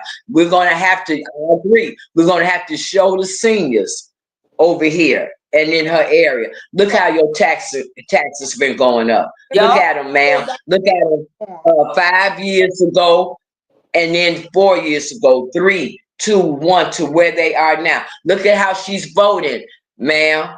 That she's voting to increase your taxes. Sir, she's voting to. We're gonna have to do things like that with them, but just telling them about where you know shit. No. You got to hit them where they can Where it still matters. identify, and that You have to is tell those them. property taxes. Okay. And that medical, look, and we gotta talk about, maybe you can hit them too, like, ma'am, you go to the doctor, how high is your medical bill? Your kids, you all that. Or did you know she voted to Or get how long you have to work, how long you have to wait for a doctor's appointment now. You Because know all why? these illegals are here, and she kept voting for them to be here, and then you're gonna have to, like, you know, connect the dots like that. Because Yeah, some of bring them have, the everything. That's Democrats how have you a got to do strong it. hold on a lot of, you know, a lot of seniors. Yeah. They just do, because they lived during that period of time Yeah. when, you know, they came through the Civil Rights Act and stuff. So they just do. So Well, now you're gonna have to, you know, Show them, get yep, them you're with that right. That's how property you got to get taxes. them. See, let them see what matters to them. Medical, like you said, Right. property taxes, stuff like that. you gotta get billboards. You gotta get billboards. She's stealing. Yeah, But no, like, but yeah, but you know, Miss Jackson gonna say, they gonna look at her, the seniors gonna look and say, oh my God, how can you talk about my alderman like that? See, you got to hit them with that, with the younger With generation. their Now we can get property them. taxes. With their property taxes, because a lot of them are on fixed income. And then you heard, let's see, even a few years ago when I first came back, you heard even a lot of white people in their area saying that even though their homes are paid for, the constant increase in property taxes is making them feel like they're gonna have to sell their home and move because they can't afford the property tax increase. That's it. That's gonna be it. Your bag taxes, your stuff like that they gonna, that And your matters to long them. wait for hospital care and And you gotta appointments. pay, and you have to pay when these illegals getting that for free, and they babies and your kid. So you got to hit them right there, because that's what they really. I say the illegals is squatting, and they're gonna be squatting over there in Pill Hill if you don't, because they pulling up. They pulling up 30s because they done stole these people money. So it's cold outside, and the one system shelter that Brandon Johnson is proudly telling people. Okay, and so that's what it is. But if I got to, like, and I said this last year, I said that if I will knock on every senior's door and make them hold their vote. Okay, and that is what y'all got to do, and y'all got to listen. Y'all got to watch. If y'all got to watch a whole season of Perry Mason with them, so they can understand a Murder She Wrote, Heat of the Night, any of those. Okay, you gotta talk. You gotta spend some time with them. Okay, and you gotta talk to them about their money. You got to show them how they messing up, how this is messing up their money. We don't have generational wealth because of people like Michelle Harris. So, but you know what? So what we can probably do is, if that's your alderman and you want to volunteer to go help knock on doors and stuff in that ward, You know what I'm saying? To tell the show this. Maybe we can do something like that. If they want to, like y'all, if that's your ward, you should be volunteering to get her up out of there. So it should be a lot of volunteers that we'll say, hey, we're gonna go knock on doors and we're getting ready to go, and we gotta get a suitable candidate, and then we'll go knock on doors and tell why and this and that. But we have to get, it just can't be us or whatever. We can't care about your neighborhood, your district more than you do. You know what I'm saying? You got to care. And Nicole, I want to say, you can circle the the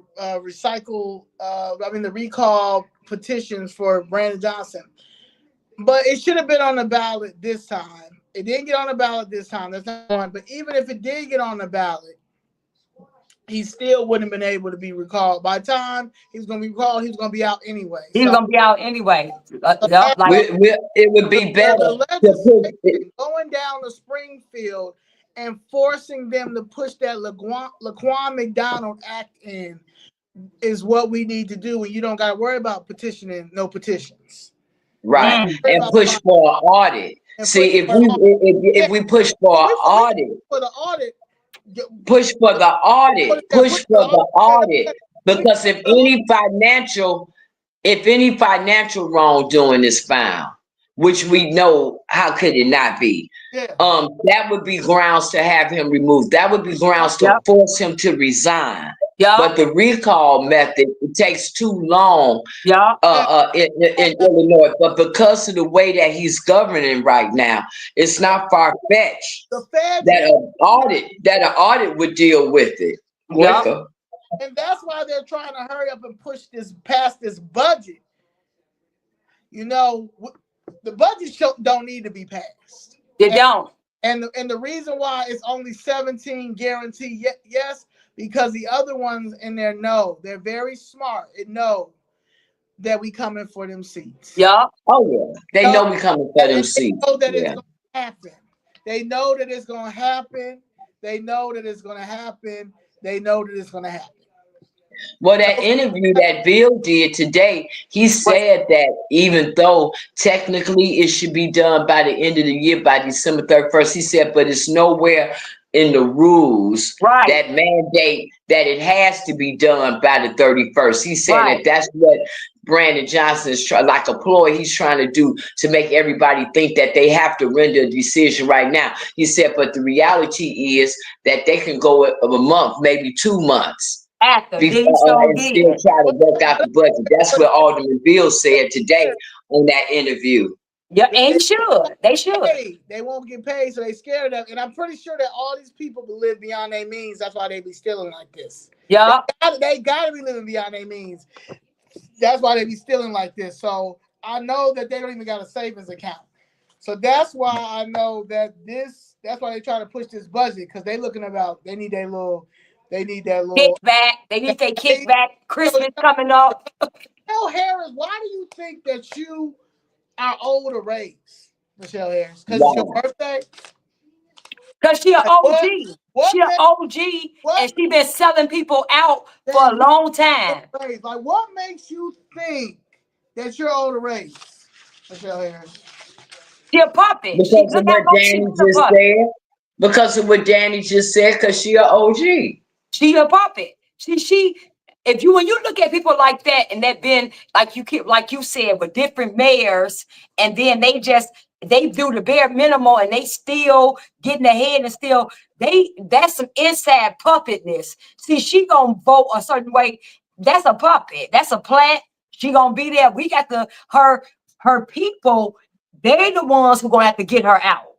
Vote that lady out, and we gotta watch, because we gotta know if she's stealing them votes. We gotta make sure the votes been counted. Yeah, so that is a very important. We have to start getting our own polling people.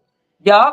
So over there in her ward, we bring our own polling people over there. So we have our own Republican polling people over there, independent polling people over there, and they will be over there because a lot of them seniors and stuff be doing these polling jobs. Yeah. They be going there telling them people just pick Michelle. See, Michelle been out just the only. Yeah. Yeah. We don't know nobody else on these things. Yeah, just Michelle, Harris. Yeah, just do that, Michelle, right there. Michelle, girl, Michelle. Michelle, baby. Yeah, baby, yeah, Michelle been in there for a long time. Yep. And not Yeah, saying Michelle been there a long time. selling us out, girl. Selling us out, pushing us out. Nah, they saying Michelle Harris, but she know what she doing because she been in there, she lived over here. Yeah. Yeah. They went to school with her. But she Yeah, there you go.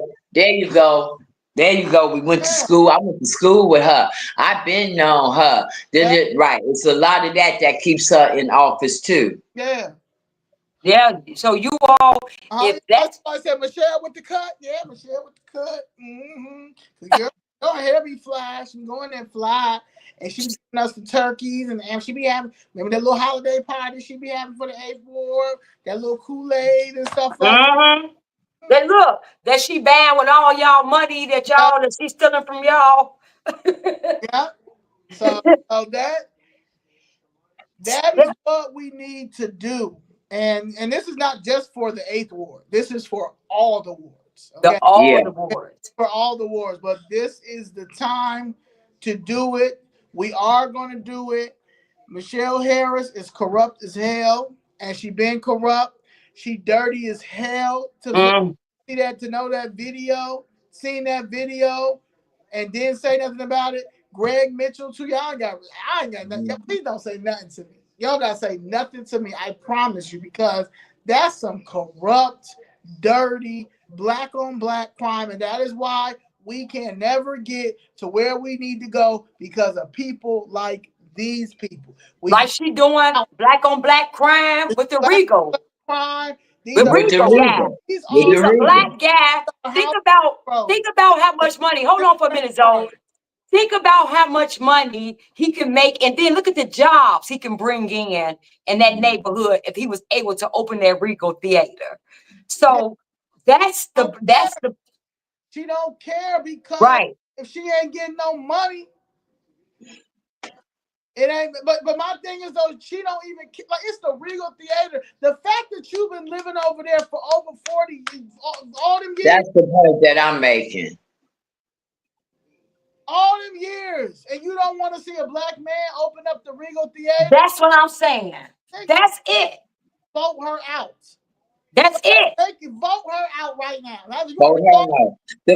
The fact that she's been living over here this long and she could care less about the fact that South Shore is deteriorating like this. Yeah, my mother still talk about the motel. Let her go. Let her go. Let her go. Let her go. Let her go. Yeah, let her go. She has to go. That's the fact that she want to put affordable homes in y'all neighborhood and house them for illegals and house them and fund them for illegals, she has to go. Yeah, I mean, she fits everything, right? College graduate, AKA Black Caucus, political figure. Oh, God. Black woman out here selling us out. She checks every check box. She checks every box. That neighborhood over there should be popping, y'all. Let me say that. It should be like black-owned businesses. It should be houses, no abandoned buildings. It should be business. Because she been there. Should not look like that. Okay. Oh, even Darren's Lounge during COVID, he was trying to get a permit to do stuff outside, because they need money, because it's during COVID. Denied all of that. Just trying to just make them go lose their businesses. Like, you a black woman and you just pushing to just have no development over there for us by us. That's crazy. That's crazy. But voting for the Hispanics to have all this money, completely understanding how it is that they need housing, they need jobs, they need work permit, and don't have that same empathy for your people, the people that actually voted you in. Right. The people that's it's got to be some type of mental illness. It's got to be. It's got to be. It's got to be. It got to be. It's self-hate. It's self-hate. You really hate the color that you are, the skin that you're in. You hate our history. You hate who we are. You hate our ancestors. You hate everything about our culture for you to do that to us and think that it is okay. And you wake up every morning and put on this whole stunt like you for us, and you never was for us. That's never right. was for us. Get out of here, Michelle Harris. Michelle Harris, you are a piece of trash, a piece of doo-doo. You are a piece of doo-doo. I wish, look, we want to say, Michelle Harris, you're fired. Okay? You're fired. Fired. Okay, In the she's fired. words of the President-elect Donald Trump, you're taking fired. black jobs. Taking black jobs. Regal Theater. Keep fighting, Mr. Gary. Keep fighting. Okay?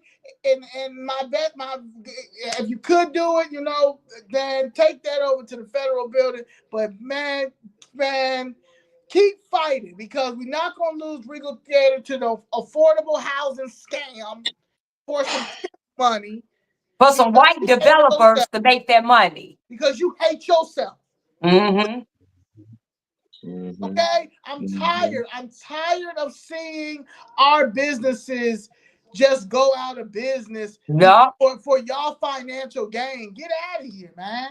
Get out of here. Because he been doing that. He been fighting that for years. So imagine how much money he lost. He been lost without just having that just an empty building, fighting these lawsuits. Imagine how much money this man is out of. And they're going to try to prolong it until he can no longer afford to pay for legal services. And then that's how they're going to get him. The same way they trying to do with me. Prolong the issue until you can no longer afford to pay, and then you lose. Ain't that something? Yeah. Ain't that something? That's a scam. That's a legal scam in and of itself. Y'all, this is treason. This is treason. This is treason. This is treason. Treason is when you against the very people you sworn to protect and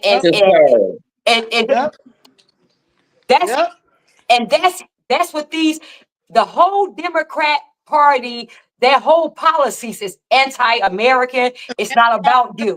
It's about everybody but you.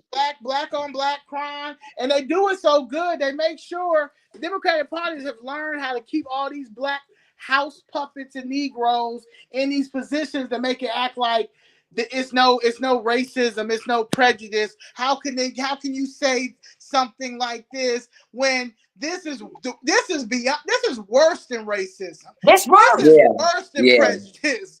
These your own people selling you out. People. You have to be you literally have Stockholm syndrome if you continue to vote Democrat. You just like to be abused. That's just your thing.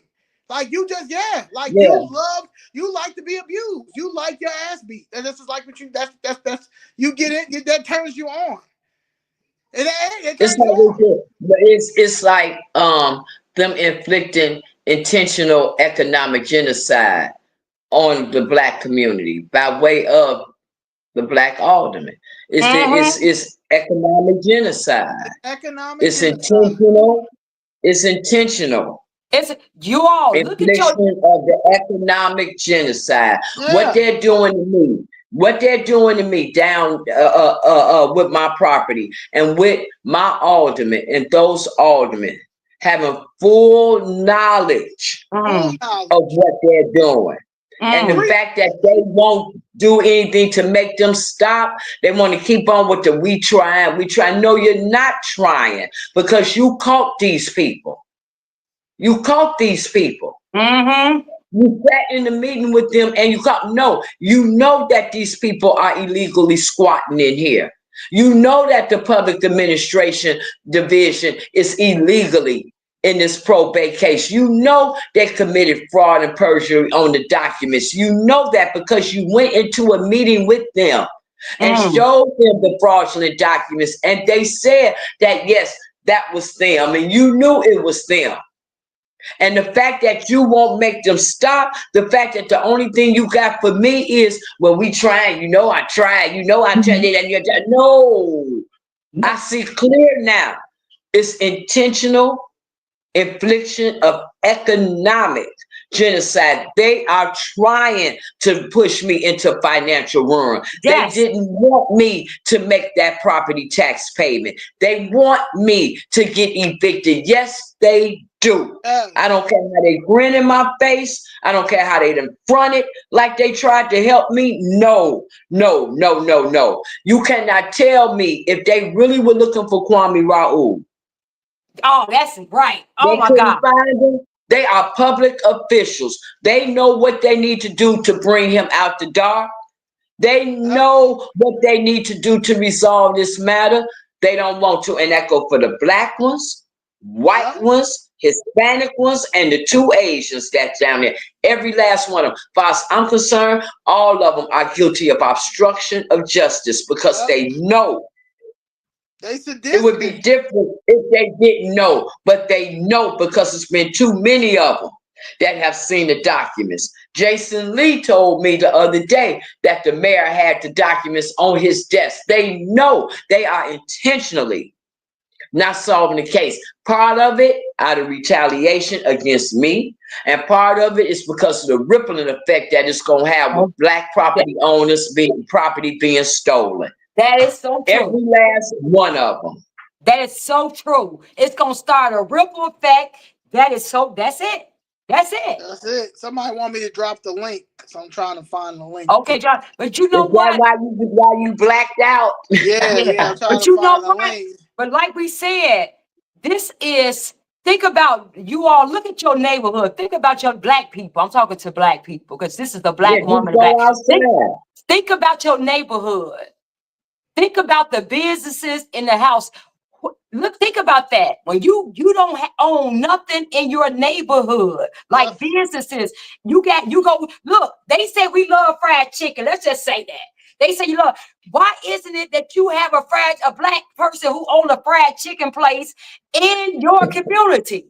Why isn't it that you don't have, it should be all black businesses in your community? Asians have no problem opening up a Chinese restaurant in our community. Arabs have no issue giving us that watered down. Everybody but us. We gotta come with PowerPoints. We gotta come with 13, 14, 15 steps, and they get 1 step, and they don't even speak English. They come in there, and some of them speak English, but all they know they can say is "cat." And they give them everything. In our communities. We speak English. These are communities, and we can't get nothing. No grants, no help, no tip money, no nothing. And y'all continue to vote for these people. And not y'all continue to vote for these people. And not only that, the little property that you do have, they taking yours and they taking yours. They trying to steal it. They trying to steal it. Yes, they are. Yes, they are. Yes, they are. Yes, they are. Yes, they are. Anytime, and I'm going to say it one more time. Anytime you are all public officials and you go into a meeting with the people who have committed the fraud, you show them the fraudulent documents. And them people can get up and walk out and nothing at all happened to them. Nothing. And in fact, they continue more bad acts after that. Man, please. You can't. And I tried. Lord knows I tried to give them the benefit of the doubt. I tried.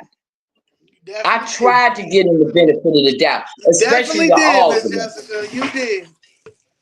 But you know what? They was playing a good game. They was. They really was. They were trying to wake me out to tax time. And so I guess they were thinking that you couldn't afford it. Right, because they know that they're not giving me, they know that they're stopping me from getting income. Right. See?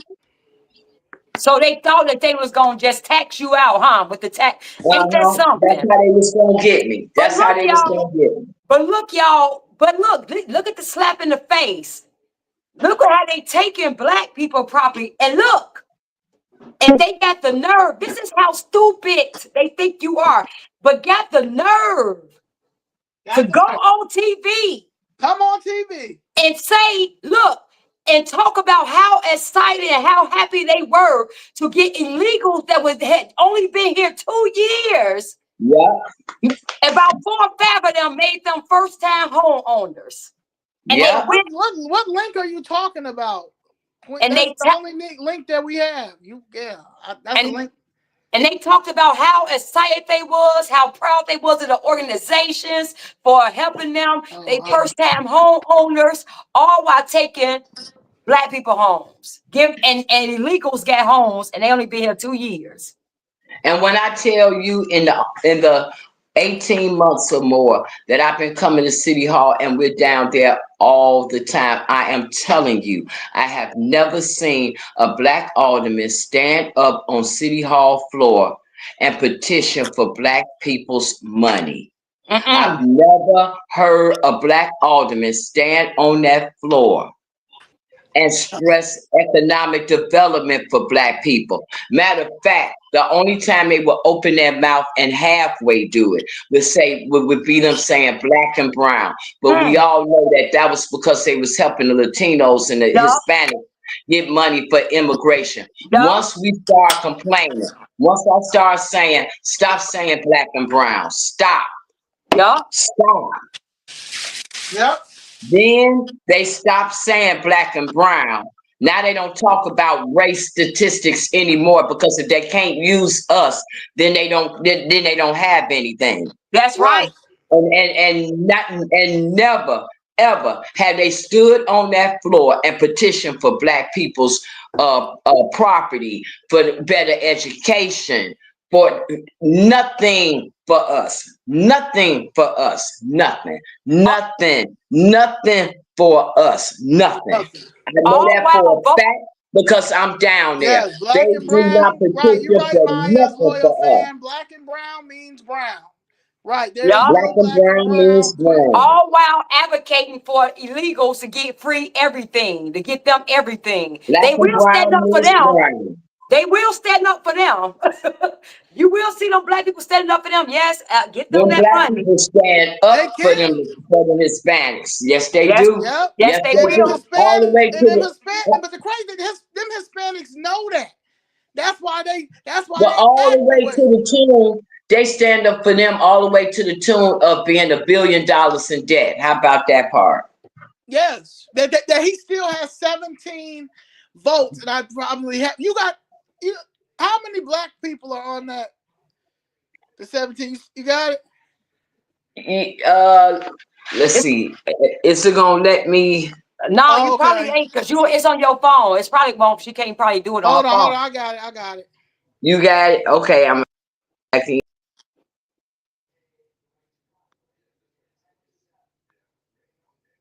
Hello. Yeah, I'm here. All right, I'm making sure. Yeah, that's all right. why. We got. You want me to read them out or just the black? Wait a minute, Zoe. I can't see you. All right, let me see if I can send. Hold on, I gotta send this to my other phone. 2 phones. Hey, Zoe. What? I can't see you or Miss Jessica. Oh, Miss Jessica probably looking. Oh, but I see you, but your phone is black. Yeah, that's cool. Yeah, but I'm back now. Okay, I see you now. Okay. Now I just want to make sure we were still good. Yeah, Miss. Okay, here, Miss Jessica back. Okay. Yeah. All right. So yeah, I gotta get to my other Did phone. Did you get the list, Zoe? Yeah. Okay. All right. It was just as many black people on that list as it was Hispanics. I tell you that much. Of course. So you got Daniel Espada, Pat Dow, Lamont Robinson, Desmond Yancey, William Hall, Gregory Mitchell, Michelle Harris, Julia Ramirez, David Moore, Mike Rodriguez, Brian Cicho Lopez, Walter Burnett Jr., Jason Irvin, Chris Talaferro, Rosana Rodriguez, Carlos Ramirez Rosa, Andre Vasquez, Maria Haddon.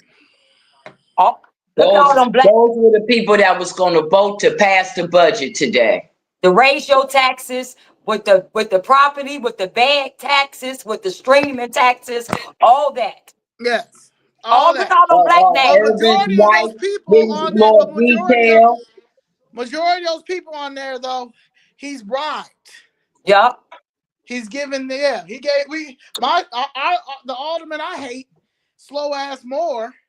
He told him that he'll give him a park. That he promised that he's gonna green light a park, and how he gonna be able to do that when he can't green light? He can't even get 20. No one likes him. How you gonna get like this? Like how you think that you're gonna get a park that you've been begging for a long time? Nobody respects you, Slow Moore. Mm-hmm.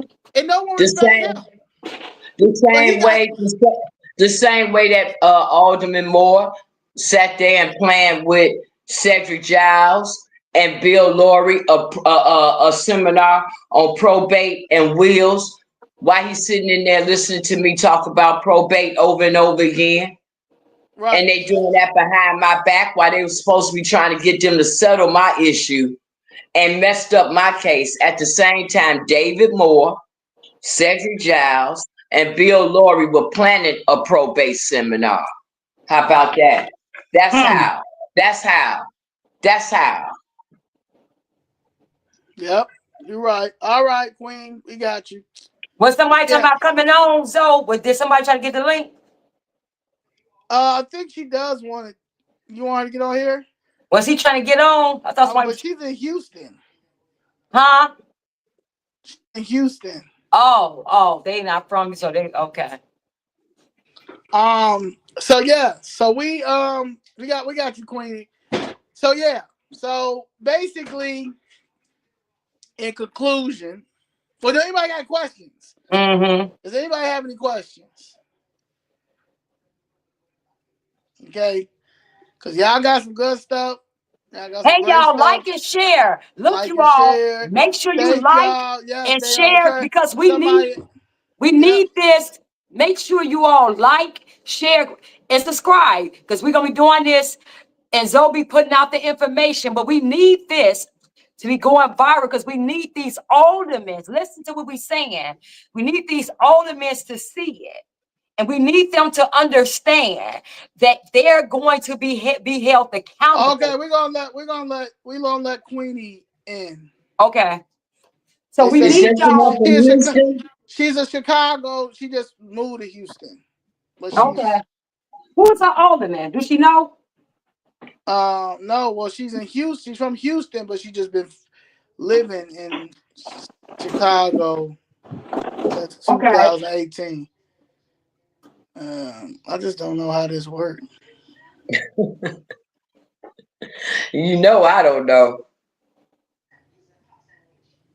It says how many people we got watching, so? 193. It goes from 210 to go back to 93. All right, I'm cool. Trying to send me an email, Queenie. I think you sent me one, and I'll send you a link. You gotta like and share so it can push it out to the algorithm so people can start because listen, the reason why these aldermen, listen to what I'm saying, the reason why these aldermen not voting like reckless like they used to, because they know Miss Jackson, when she went there and told them that first time that we finna make y'all famous, and Jesse Fuentes, when she did that, let me tell y'all, they know they are scared.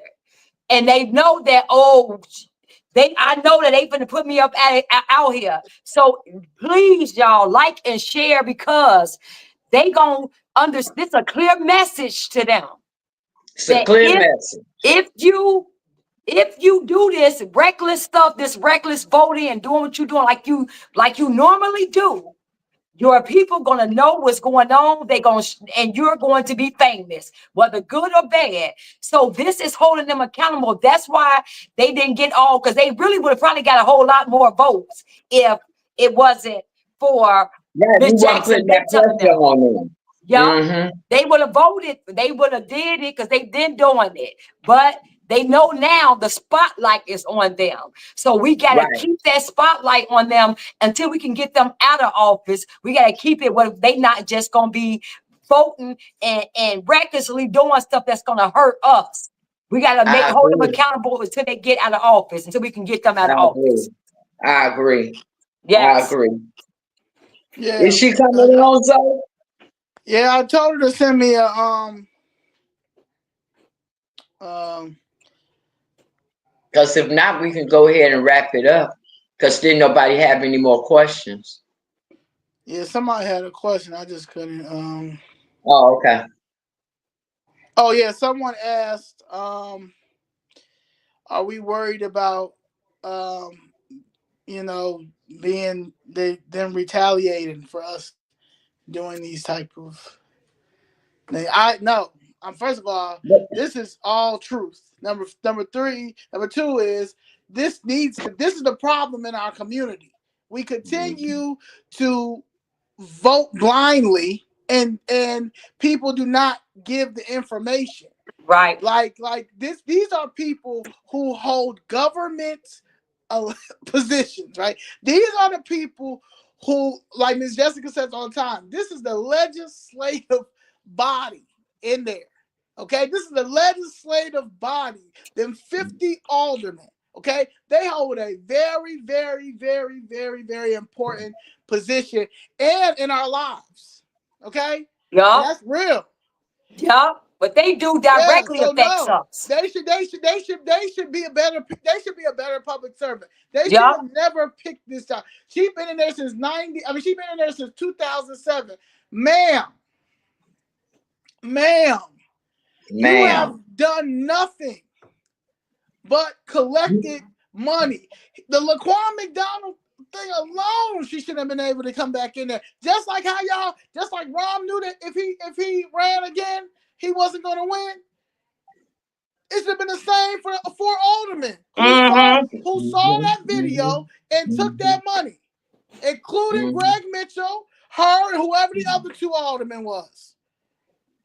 And the bottom line is, right now, again, me and Zoe are fighting our cases. The mere fact that they won't go ahead and settle it.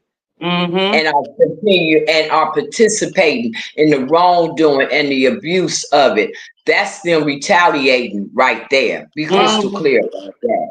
Okay. Now, when you say, am I afraid of, you know what I'm afraid of? I'm afraid of Black people being economically genocide out of society. That's what I'm afraid of. I'm afraid of my children not having opportunity for them to live their lives and my grandchildren to live their lives. That's what I'm afraid of. I'm afraid of more and more of our young children being miseducated, misguided, misdirected, losing out, not knowing what to do next, having no future, having no launching pad for life, not being hopeful. And that's what I'm afraid of. Yeah, and like that's what I'm afraid of. That's right. It's bigger than the presidential election. Local elections and state elections is bigger than the presidential. Yes, it is. Yes, it is. Yes, but in this case, the power of the presidential election comes because that gives us a go-to place for some assistance, because locally everything is one party. Now, for this president in particular, the good thing is because of specifically who he is. This is the first time in history, I'm going to say it again, I'm going to keep saying it, that we have a president of the United States who is the most powerful man in the world, who knows all too well about the corruption of the judicial system. Black people, we have to take advantage of that. You have to take advantage of that. Because there has never been a president that we don't have to twist our arm to make him believe that the courts are corrupt, that we can be charged wrongfully in courts, that we can be treated differently in court. He knows. He knows. So for us to bypass that is idiotic. Because why? Because it's coming from Trump. Well, guess what Biden gave us? A crime bill. Guess what Bill Clinton gave us? Mass incarceration by way of the three strikes law. Guess what Obama gave us? Absolutely nothing. Absolutely. Rainbow Absolutely. Absolutely lights. nothing to protect Rainbow ourselves. lights. So Rainbow lights. you cannot trip off of who's giving it to you. You got to be appreciative of the fact that it's being given. That's right. Never have we ever had a president that had anything that said that it was for Black people. We have had for minorities, for disserved communities, for people of color, but we've never had a president that gives something that's for Black people. That platinum plan was for Black America. Again, to get caught up in the nonsense talking about, they said platinum, CC platinum. Okay, I mean, I don't know what you want me. What do you want people to do with that? Right. Black rappers wearing platinum all over themselves, and now all of a sudden we offended because somebody gives us a platinum plan for jobs. You're not making any sense. Well, It's dumb. It's just not making any sense. So in this instance, I do agree that local politics are very important, probably more so than we've ever realized ever before. But in this instance, the federal government is a good tool simply because we don't have anything at the local level to counter That's right. anything that they're doing. That's There right. was nobody in there today to make them not break the rules of ending that meeting and stopping us from public speaking. There was no one there to do that because everybody there, whether they didn't vote or don't vote, none of them want eyes on Chicago and showing the ineptness of the politicians here. Right. None of them, to see if they felt differently, somebody would have spoke up for us, but nobody spoke up for us. That's right. And while we might have highlighted Mayor Johnson, and while we might have said today is Michelle Harris Make You Famous Friday Day, still, it would still gave win and gave appearances of an inept council. Right. So they all was in favor of us not getting to that mic today. That's why none of them didn't speak up. And all the times that our rights have been violated, coming down there as public speakers, that's another thing that none of those aldermen have ever stood up and said. Stop violating the rights of the citizens. Mm-hmm. Yep. So that's why. So yeah. So when it goes back to that retaliation, absolutely not. Absolutely not. Let me tell you something. This should have happened a long time ago. A long people time ago. always say, what's your calling? And I guess this is our calling because how we met at the whole situation. I'm one of them people. I first of all, I love my family. I love family. I love Black people. That's just that I put it out there. That's number one. Number two is my mother has just always taught me, if it don't make sense, if it don't sound right, it don't make sense. If it's no policy, if it's a law, challenge it. And I've always challenged and I've always won. And this is something that, like, I've just never challenged the government. And this is what happened. But I shouldn't have to challenge the government because the U.S. Constitution is the law of the land, and that is supposed to protect us, as they say, especially when it comes to the 13th, 14th, and 15th Amendment. Right. And when you see they're out here protecting everybody else but us, and these are simple cases that you would think that they would have got us out the way. This didn't have to be like this. We this right here, this didn't have to be like this. Like us doing Famous Friday, us giving the information, and they could have been settled our cases. They could have been settled our cases. So that's why we're right where we are now. And my thing is, when you're when you're in this fight and when you realize the love that you have for your people, and you see that we're in a state of emergency. That's right. And the Democratic Party is the reason. Yeah. Right, somebody saying Yeah, they put us there, and they put yeah, us there. yeah. I would be crazy. I would be insane to not speak out about what is going on. And because there's a lot of people that have normalized, well, this is just what Chicago do, Yeah. or this is just what this is just what the Democratic Party do. Well, how you gonna do that? Because Trump is racist. Trump is racist. You know, to the point that I don't even argue with nobody. If you think Trump is racist, fine. Because my thing is, he's not.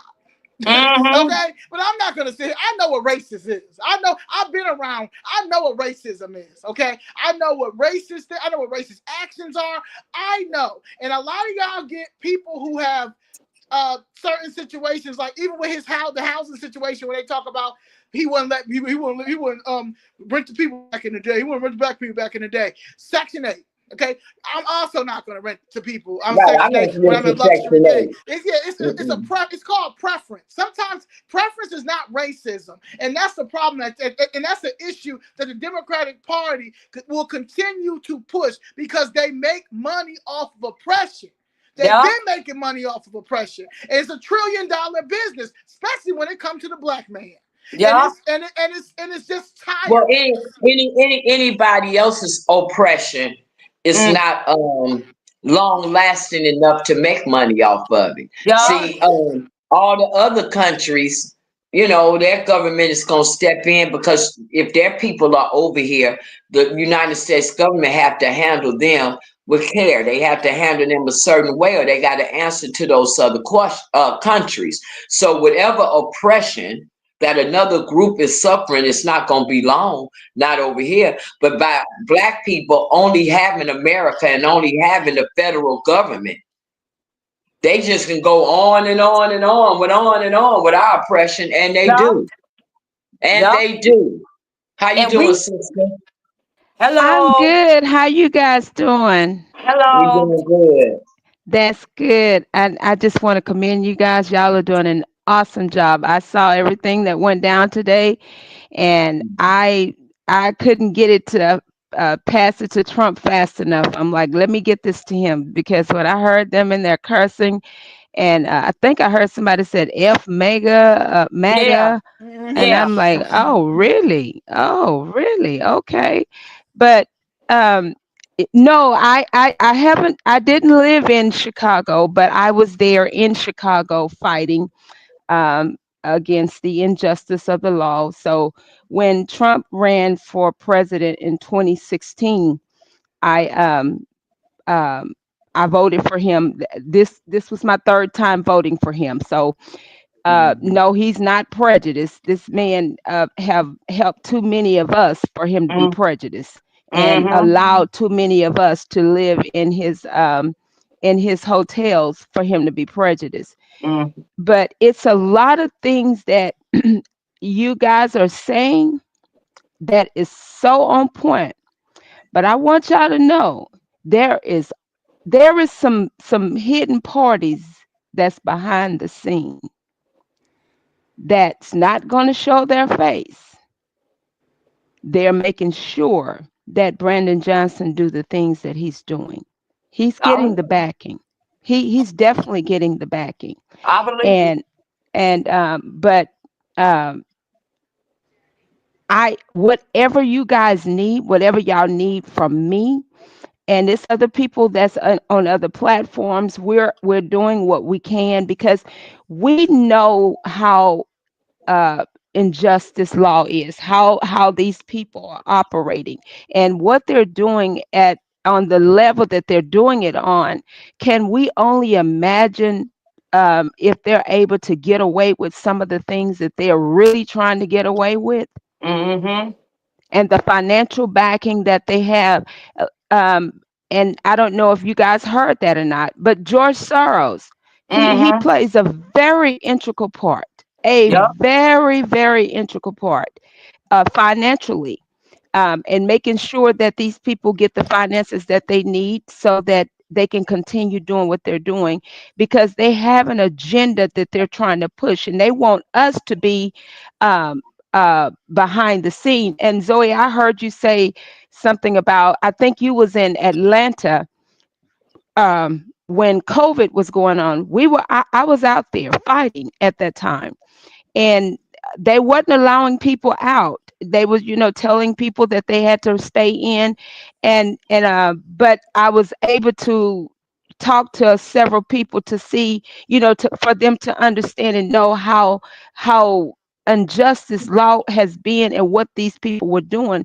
But I never thought in a million years that we would see what we're seeing now, that it would Mm. get to this level.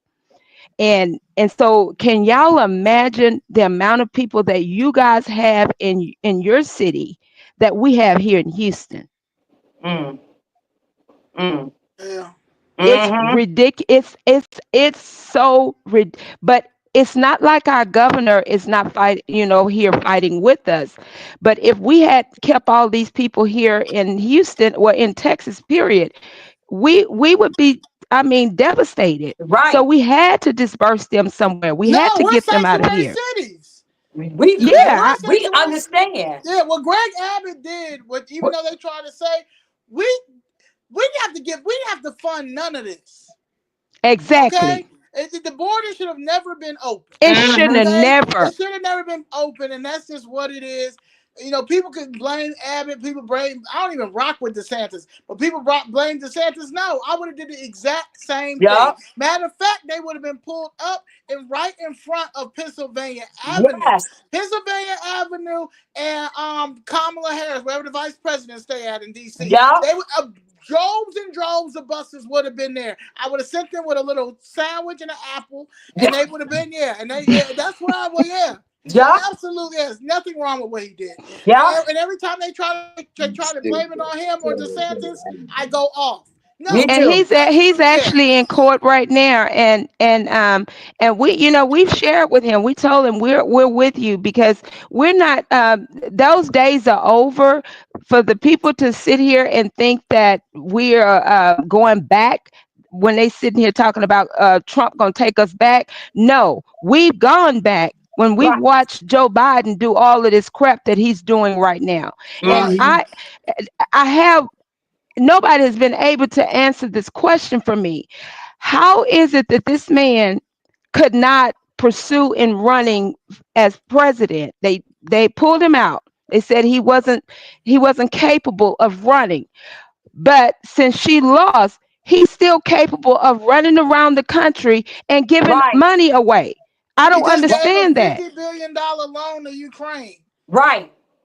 Right. You giving money away that we're in debt. The United States is in debt. So the question that I have, who owns America? China and Oh. Mexico right now. China and Oh. Mexico right now. That's it right Yeah, there. China and Mexico right, and Venezuela got a little part. Venezuela got a little part Yeah, too. but got a little part in it too. I Yeah, have yeah, a yeah. question. Since you're in Houston, Houston is Democrat, right? No, baby, we're red. We're Oh, red. so Red. Houston's Yeah. red too. Yes, we're Okay, red. okay, okay. That's Yeah, good to we're know. Okay, okay, okay, yes, okay. we are All red. right, We Trump all day But you know long. what y'all gotta watch? Y'all gotta watch is okay. all That's these y'all gotta watch all these Democrats that's running from these blue states to Oh, Houston. trust me, we know, we seen, and let me tell you, we got, when I first when our governor first run, of course we all had our opinion, but once, because I'm in oil and gas, and in oil and gas, people got to know that you gonna vote red all the way, all day, because it's about, and a lot of people don't understand, red don't mean what people think it is.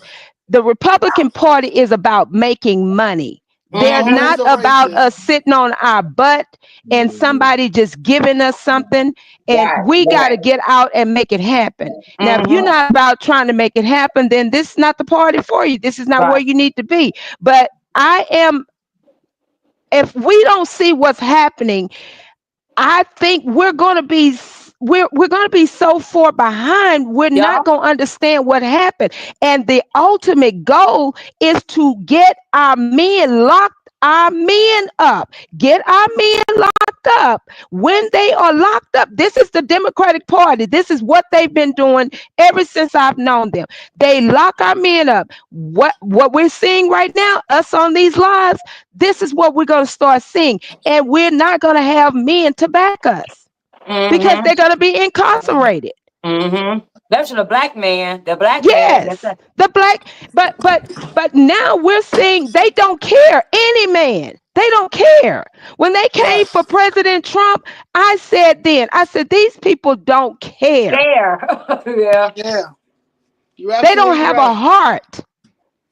But I'm trying to tell you, God, we the chosen ones. Hey, And we up. Me and Miss Jessica and Danny is up, wide awake. oh yes, Eyes so open, it's crazy. Can't go to sleep. We can't even go to sleep. Okay. And my thing is, a lot of people in Chicago also are up. and that's what And I'm honestly, this is grateful going to be the for. best. I say all the time, it's going to be the best documentary ever, because honestly, because of the blessing of Chicago still being so segregated, Yes.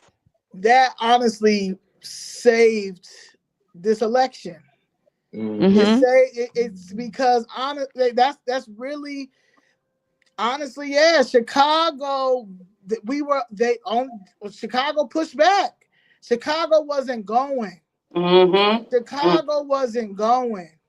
And that was something like that right there showed unity, and it showed unity in all of Chicago. White Yes. Chicago, black Chicago, Mm-hmm. the Hispanic Chicago, Asian Chicago, the Polish, the Ukraine, I all mean, of them. everybody had no other choice. And Mm-hmm. that's what I love about what I see here. You got even the Hispanics that's speaking out saying, no, you need to go back and come in the right way. If you can't come in the right way, then you need to stay gone. You don't need to be here. This is not for you. There's a time and you got to go through the process. We had to go through the process, so you must go through the Mm-hmm. process. But if you're choosing not to go through the process, and then you got a person like a Brandon Johnson that's trying to protect you from going through the process, lock him up too. Right. Well, Right. Right. well, Right. I'm for that. I appreciate you for coming on, and Yeah. Yeah. Well, like I say, I'm letting y'all know I'm here, and I'm coming to Chicago. I'm coming. It's going to be after inauguration. Are y'all going to the inauguration? I don't know Yeah. yet. Oh, yeah, okay, yeah, we going. Okay, well, We hey, going. we Yeah, gonna you see each other there then. Hey, right. yes, we gonna see each other there because I think that it's time for us to take a stand and stop, because if we don't stand now, we're gonna lie later, Yeah. and Yeah. that's Yeah. what I'm seeing. Yeah. Yeah. Yeah. For We sure. Let me tell you something. We're up. We gonna win.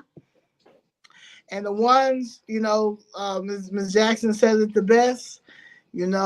Some people can't go, and that's okay. I don't argue with anybody that's going to challenge. I don't We don't argue want with that load. anybody. I don't argue with anybody who has black low self esteem. I don't argue with somebody that don't understand their privilege. I don't argue with people who don't know the Constitution. I don't argue with people who don't know the laws. I don't argue with people who don't understand what policy is. I don't understand. I don't argue with any black person who has anything negative to say, and I'm anti-Democrat. So if anybody has anything to talk about when it comes to the Democrats, call me, whatever, because the real coons are the Democrats. They just don't understand and they don't know. And I'm not here to argue with anybody like that. I know who We I don't am. have time. I don't have time. I also know who I am, and I'm around people who also know who they are and know that this is some BS, and the Democratic Party has never been for, well, they have, it was a Never. time, but this ain't the time, and Well, that's just what Malcolm it X was. told us back then. And we hear them giving credence and reverence to Martin Luther King, but my father was a pastor, and so of course we listened to Martin Luther King, but when I had an opportunity to really go and listen deeply to Malcolm X gave us he gave us some information that I think Yes, we should have taken heed to. you're right. We You should have. taking heed to it now. Ain't got anything to say, Miss Jessica, for we have your information, so we will Yes. stay in Well, I contact with want to us. know, why did y'all go back in? Did y'all go back to court today? Did they bring y'all back in? No, it's Or recessed until Monday at 1 p.m. what?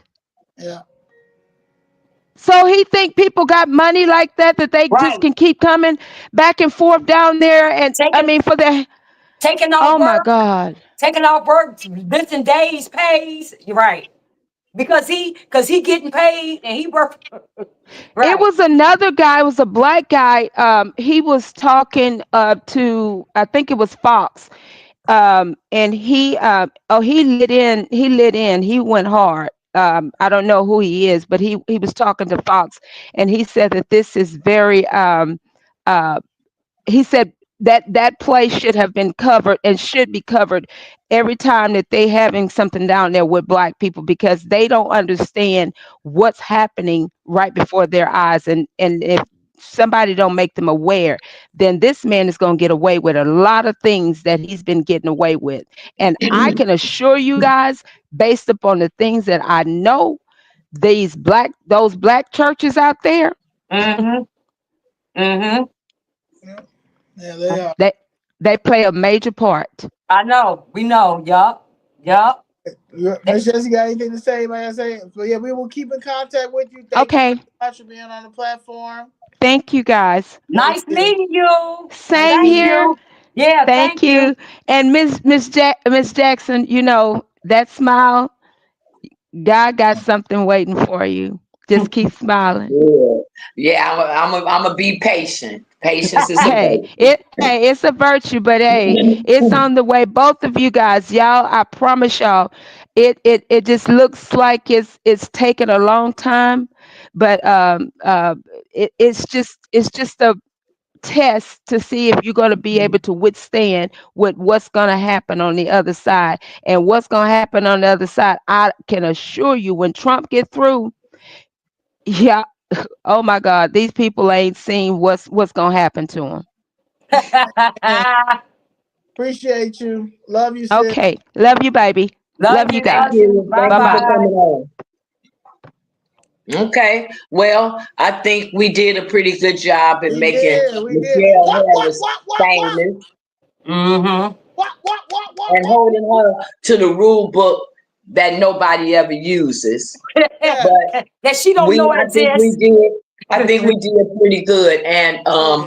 whether she had a good birthday or not, it really doesn't matter to me, because based on the negligence of those aldermen down there and the um, failure to adhere to law, I've had several bad birthdays. Right. Never. Me too. You Me know too. what? But now we didn't You have made several you made bad my birthday for birthdays. You know what, 2025. y'all? So Share I this. don't care. Share this and say happy birthday, Michelle Harris. Yeah, happy That's birthday, Michelle. I am for sure. Thank Danny. share share this Danny. and hashtag and put on there happy birthday, Michelle Harris. Happy birthday, Michelle Harris. We So made I hope happy birthday, Michelle Harris. We I hope made Daly. you I hope famous. I Yeah. hope I hope I hope I hope Ron Manuel and Daly cash apped you something. Okay. Hope they gave you a Zelle or something. Keep hope alive down there. I know Daly call you every week. Like what's happening? Nah, keep hope alive. What's happening? It's gone. It's gone, Ron. It's gone. It's gone, Daly. It's gone. It's gone. And then Ron Manuel, he put his foot in the pond to see if he can come back here. No, No. absolutely not. So, All right. Michelle Harris, like they say, get your hair did. And I guess we'll see you Monday, maybe, if you come to work, perhaps. Perhaps. Because what we coming for what, Miss Jessica? Because we coming for them seats.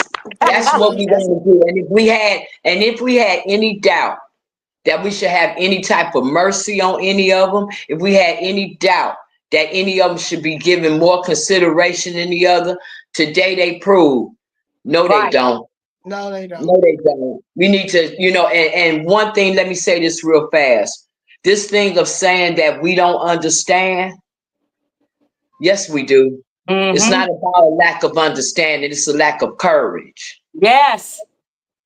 Yes. Let's be crystal clear on what's going on with Black people right now. Yes. All of a sudden, we don't understand nothing. All of a sudden, we don't understand anything. We confused about everything. I speak And it's the trick that they play all the time. The first thing they want to say to me about my situation, something I don't understand. And I'm looking at a fraudulent document right here, but I don't understand this. I'm looking at my mother's will right here, but I don't understand this. I'm looking at the public administration law right here, but I don't understand this. We got to stop that lie about what we don't understand and call that demon as it were, which is having a lack of courage. That's it. That's it. That's it. That's it.